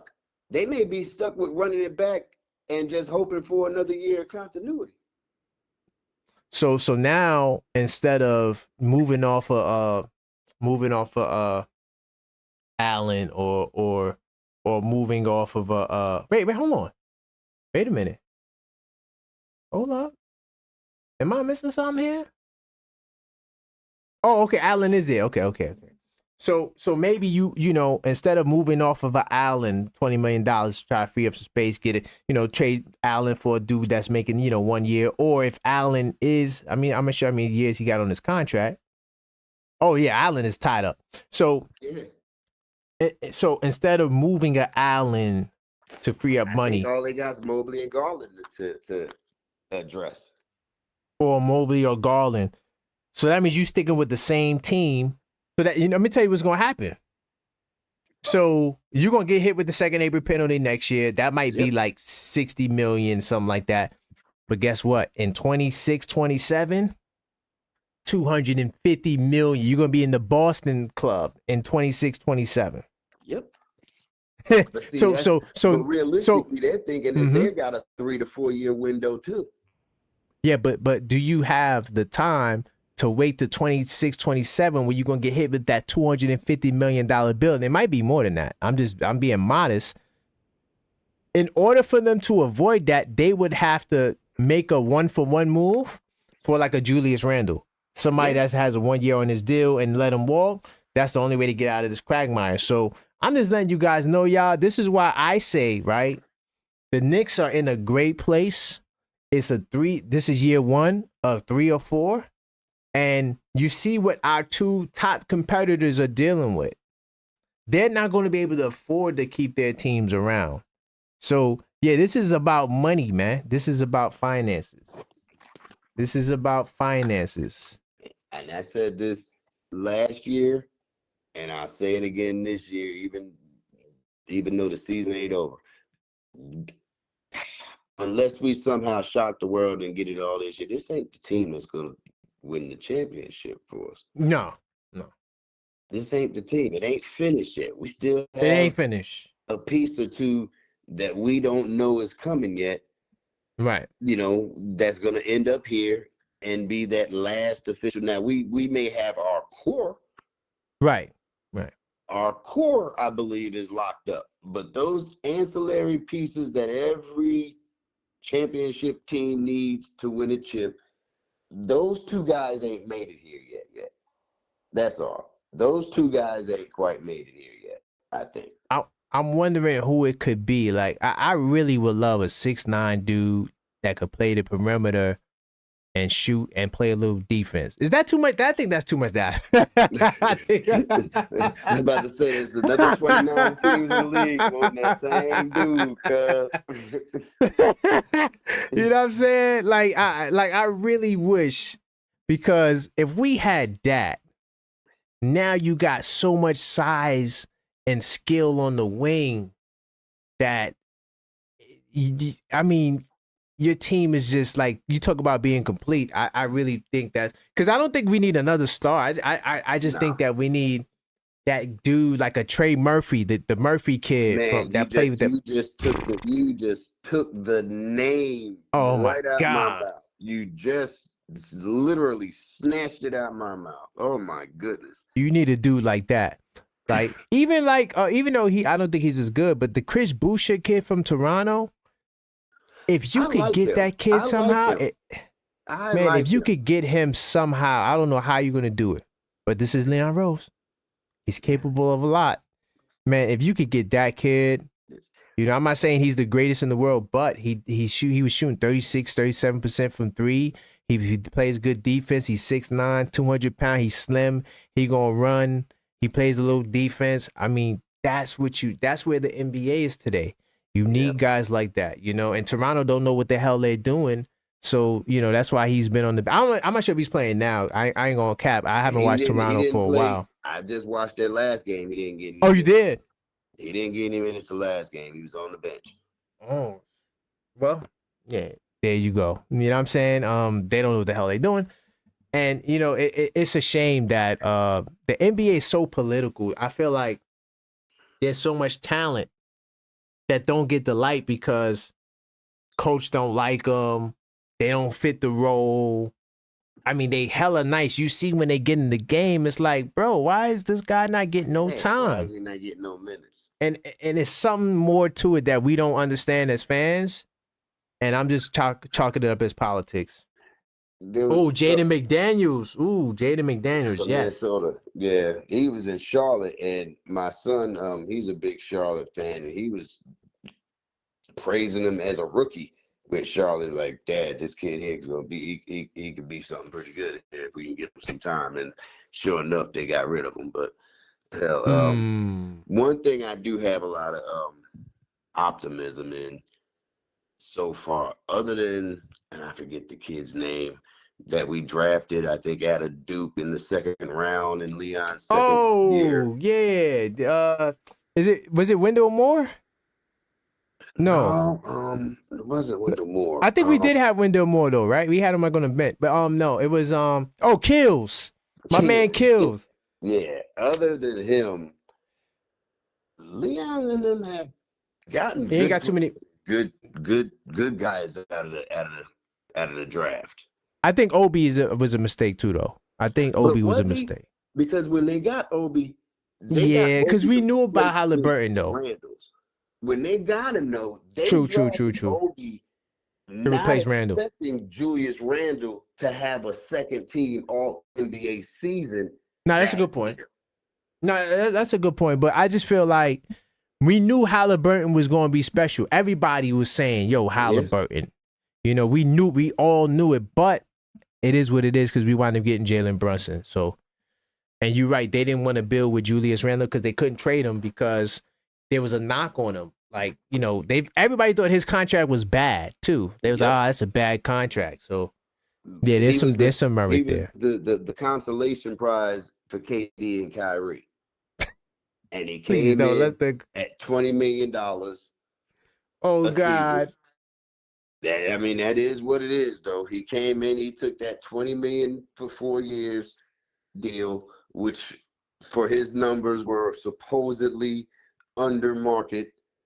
Then when he technically, yes. And he showed why he got the under market value contract. Because he has plenty of flaws. I love Julius to death. I'm always gonna be a Julius fan. Always wish him the best because he actually came when nobody else wanted to come, and he took the the role of trying to be the leader of the team. So I give him that. But I think that maybe that final piece that wins a chip comes in the draft. Oh, okay. Because it doesn't have to be a star, like you said. I don't think it's going to be a star. He just needs to be able to star in his role. Hell, it may end up being somebody like a McCullers. We ain't seen him yet, but he may fit the mold of what we're looking for. You know, maybe not next year, but maybe the year after he has his Deuces coming out season. At the Canada for the G League next year, whatever. Good point. We never know. What about that kid that was on the two-way that was hurt? They saying that he was like a taller Josh Hart, the kid that we got. Is it Washington? What is his name? Hold on. McCullough. Yeah, McCullough. Yeah, the dude from the guy we got in the second round this year. Yeah, Yeah, McCullough. that's what I'm talking about. He seems. Oh, that's like, what you were saying? Okay, I thought you said yeah. Pacome. Okay, McCullough. No, McCullough. Pacome. Now, I think Pacome. I actually forgot about him. He was our first rounder. Damn. I forgot about him. To be honest, You said you forgot about him. Oh God. I honestly forgot about him. I was talking about the guy from Florida State, McCullough. For his body, for the style of play he plays. He's a defender, and he doesn't shoot very much, but we don't need anybody else that's going to need a big usage rate on this team. We need somebody Right, get down there and stop these explosive wings in the league. That's exact, yo, man. I hope like one of these guys become Dyson Daniels. Not too much to ask for. Boy. Oh God. That dude is. I will say that I get the chance to see him a lot. Obviously, he's legit. They call him the Great Barrier Thief, and it's legit. That dude is just. He's amazing. He's very good defensively. If he gets a little bit of consistent offense, he gonna be a problem. Yeah, hopefully that comes. You never know, because you could always go Ben Simmons route, man. But I'm gonna let you get your final words, man. I'm getting ready to wrap it up, man. I appreciate it. For me, it's the 1:30 in the morning. I didn't realize you was on the call for a while too, man. But it's all good because we having a great conversation. So that's why, and I was waiting for more people to call. Oh, salute to Yuri. I did see Yuri call, but I forgot to go back to him. My bad, Yuri, on that. My bad. But we're getting ready to wind down. Go ahead, get your final call. Final thoughts. Yeah. I hope we win Wednesday. Excuse me. I hope we win against Washington, because I don't want the chat to go on suicide watch. Oh Lord! Somehow lose to Washington. That's the next game, right? Yeah, Washington, right? Yes, Washington. Yeah, I actually had to watch them get blown out. They got blown out by the Magic earlier, and I'm like, we can't. There's no way we could lose to this team. Oh God. It'll be one of the funniest shows you'll ever have, though. It won't be funny in the moment, but when you go back and listen to it over the summer for a nice little 2 hours worth of comedy, it'll be set up for you. But great show.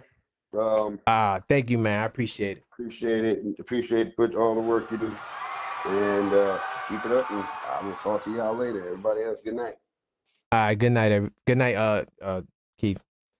All right, man. That was Keith out of ATL. My bad, Yuri. I completely forgot to get you back on. My fault. I dropped the ball with that. I was just trying to get some more, because I missed 3 calls tonight from people that never called before. So I was trying to get some more diversity on the show. This is the final call for calls. Definitely getting ready to shut it down.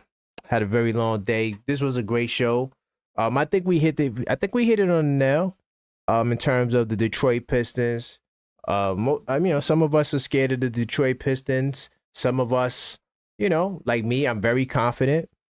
I want to salute the 2 new members. I think it was Tendrell and can't remember the other guy that got the membership. Tendrell and my bad, I can't remember who you are, but salute to all the new members. I'm going to be putting up a post letting you guys know what it's like when you become a member of the channel. Matter of fact, what I'll do a quick little explanation as to what you get. So when you go to youtube.com/theobjectiveknicksfan/join, right, you click on the join button, and bam, you see we got the 2 packages. We got the starter Knicks fan and the hardcore Knicks fan.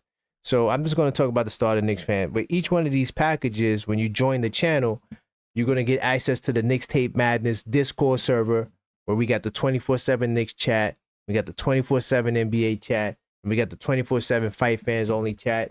It's a great way to extend the conversation beyond the show.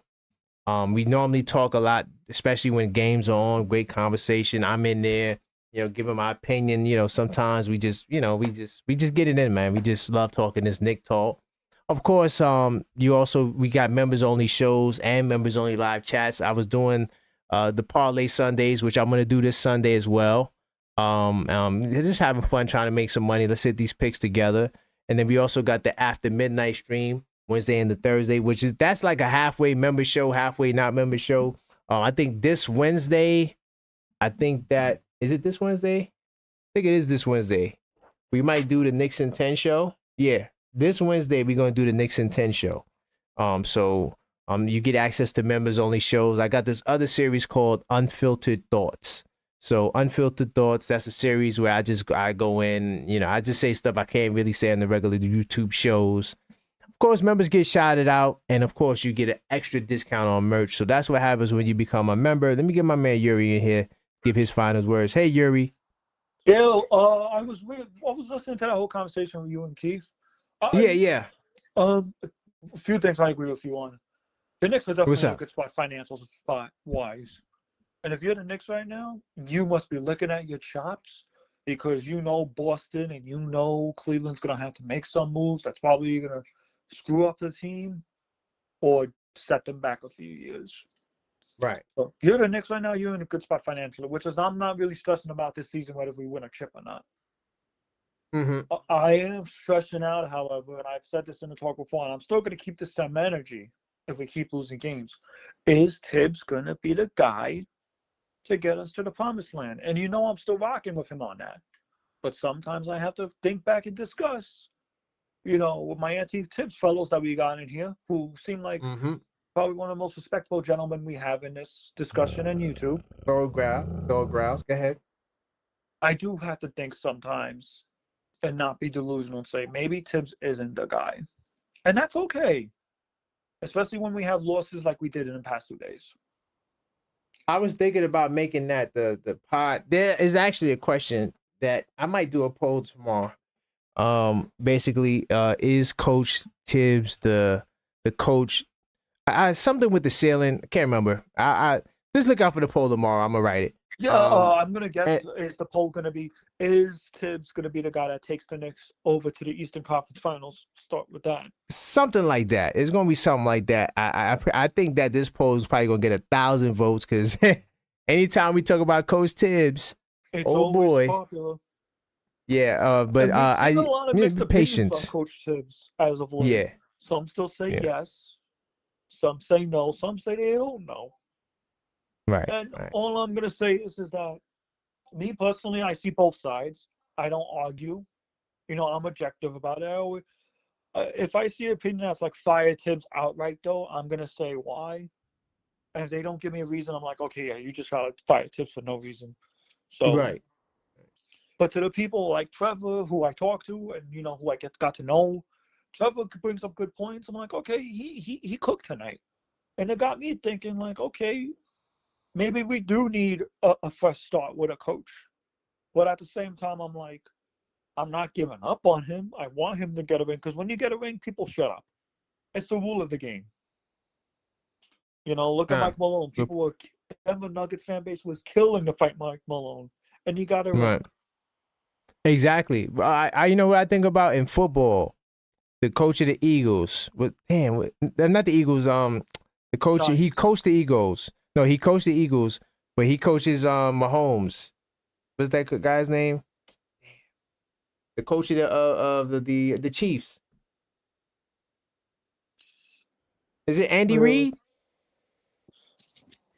I can't remember the guy's name. Anyway, the coach. I'm going to assume it was Andy Reid. I think it is Andy Reid. You know what? I just to be factual, I gotta look this up. Who's the coach? Because I can't remember. Either way, this guy right here got a lot of flack because he was an older guy, and he won the championship. Yeah, Andy Reid. Yeah, there you go. This guy got a lot of flack, right? Because it took him a minute to get the job done. I will say, and people was asking a question like, why is this guy still coaching? But hey, he got it done. He got it done. I will say though, however, do not be surprised if this is a topic with the Knicks in the offseason. Because if I'm Leon Rose right now, you got to make a decision on Tibbs. And let's not pretend. Right, he just signed him. He just gave him the money. He still can get fired, though. No. Nah. Listen, how you fire a guy? See, this is my thing with Knicks fans, right? we acting like listen, I'm not. we acting like Laker fans, not you. I'm just saying Knicks fans in general. Like we acting like Laker fans. Like we have the most record wins at the All-Star break, but that's not enough. Like it's like we gotta be like Cleveland. Like I don't get it. Like this is year one. It's going to get better. Tibbs has done a good job, despite the bad losses that we have. Right. It's gonna get better. I already showed you the two top teams in the East are not going to be here. I know Cleveland can't afford to keep this team another 2 years. I know Boston is done after. I mean, what are they going to do? Because we know somehow, some way, they're going to be, still out there. $250 million in luxury tax. We're not even talking about the $230 million salary. We just talking about the extra. So you're talking about $500 million in payroll. And I've talked to a lot of Boston fans today. Yes, I do talk to Boston fans. I talk to Celtic fans. I have a neighbor who's a Celtic fan. He actually told me, he was like, I wasn't worried about the selling of the team because apparently the guy was... He was a Boston fan, he says. He was a Boston fan. Yeah, he says. Fan. That's what he says, but we don't know how that goes behind the scenes. But I'm a Knicks fan, but if I had to pay $500 million and I'm not really making money like that, it's like. And he did say he was going to keep the previous owner around for the front office. So who knows? Maybe Boston is still in it. But all I know is Boston's going to have to blow that team up. I just showed it on the screen. Like, there's no way you could sustain it. Like, it's just not going to happen. Like, and the fact that ESPN even brought that up a while back, I was shocked. I was shocked that ESPN brought that up about the Knicks, that they're actually doing great. They actually even said it on air, too. I should have recorded it because that was probably the one good thing they said about the Knicks. They haven't been that bad. I ain't going to lie. The old media, except for a couple of people, they haven't been as bad. Like, they've been, calling it the way they see it. Of course, they made a big deal about the, not beating the top teams 0-7 or whatever. They're always going to make a big deal about it. You can't control that. It is what it is. Boston, but here's the thing. Boston didn't beat OKC this year, and they went 2-2 with Cleveland. We could do the same thing. We didn't beat OKC. We got 2 more games against Cleveland. We could win those next 2. So if we win the next 2 games against Cleveland, that means we did what Boston did. Exactly. Just saying. I'm just saying. But no one's going to see it like that because they're the defending champions. Just like somebody said earlier, somebody in the chat said earlier, I said Cleveland lost 4 games. We didn't even lose 4 games on the year yet, right? We hadn't lost 4 games yet. They said, we also didn't, but they said we also didn't win 14 or 16 games in a row. I'm like, oh God, see, you can't please these people. You can't. It's always going to be something with them. You know what I'm saying? Something. Listen, it's year one. I'm happy with how year one's been. Mm-hmm. You know what I mean? Despite I'm gonna let you get your final words, man. My final thoughts is this: at the end of the day, the Knicks are a way better position than they were a decade ago.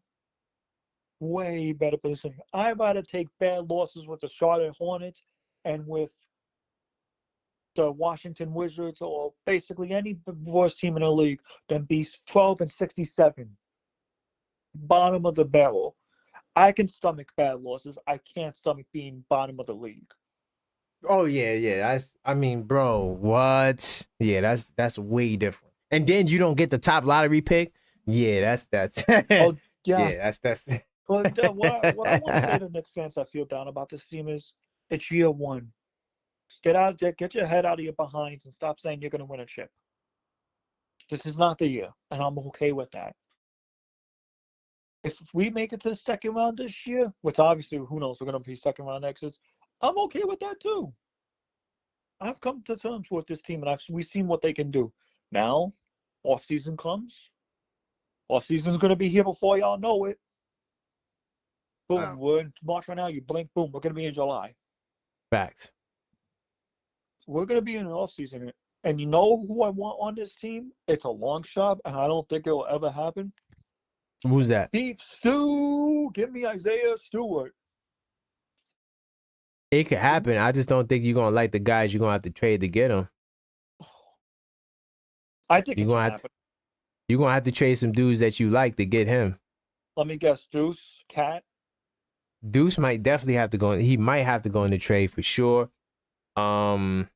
Precious, you have to sign and trade. So this is not, you can't force him to go somewhere you want him to go. He would have to want to go to Detroit to make that happen. So Deuce is the only real commodity you have, unless they willing to take Mitch. But if you want to trade Mitch for beef stew, that's on you. I don't know. No, I don't like that. If you gotta include Mitch, then we just got him back. If you trade Mitch, you gotta get an upgrade. The only upgrade I would like is Miles Turner, but that's not gonna happen. Yeah, we all know that's not gonna happen. But that's not. This off season's gonna be interesting. But the good thing is with the off season is how much space they're gonna be, how much space they're gonna have. We're gonna be above the second apron. No, I'm sorry. We're gonna be below the second apron. We'll still be above the first apron, I think.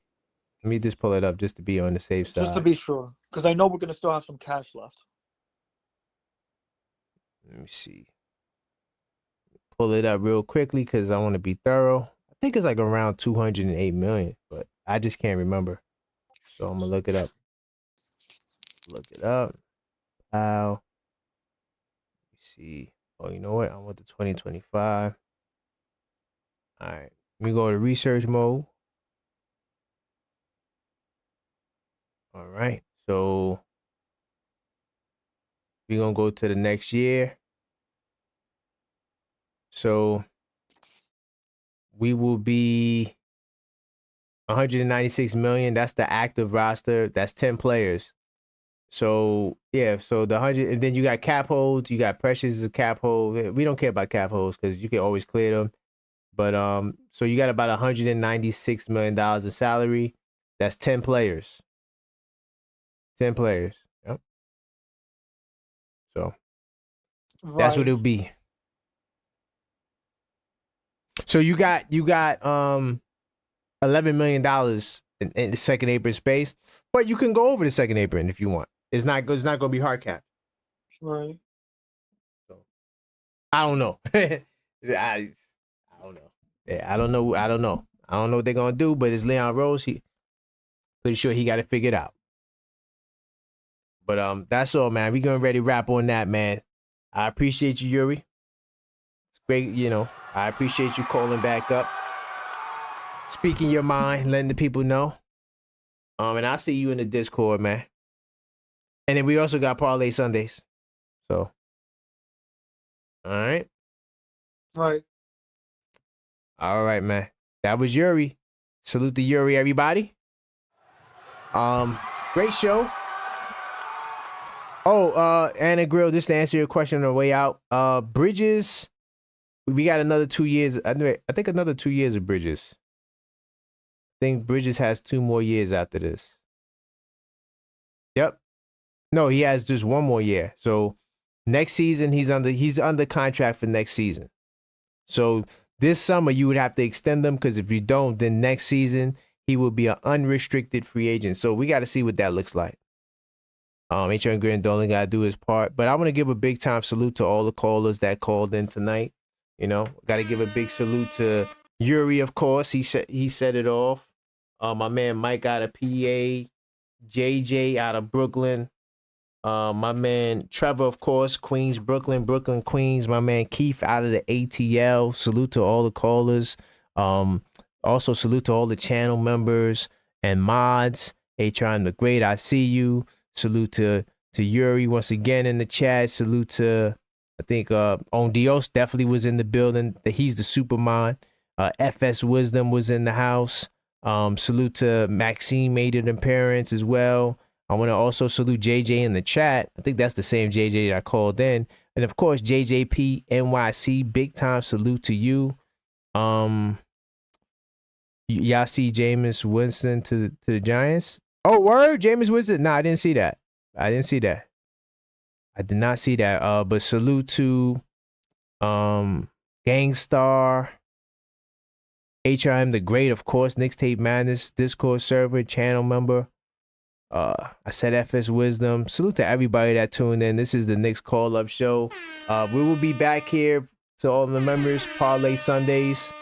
We'll also be here Monday at noon for the podcast This Week Inside the New York Knicks. This is some of the upcoming programming.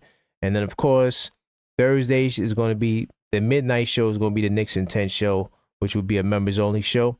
And then, of course, the Knicks call up again next Friday, same time, same place, 10:45 p.m. But that's all for this pod, man. I want to give a big salute to y'all. And until next time, let's go Knicks.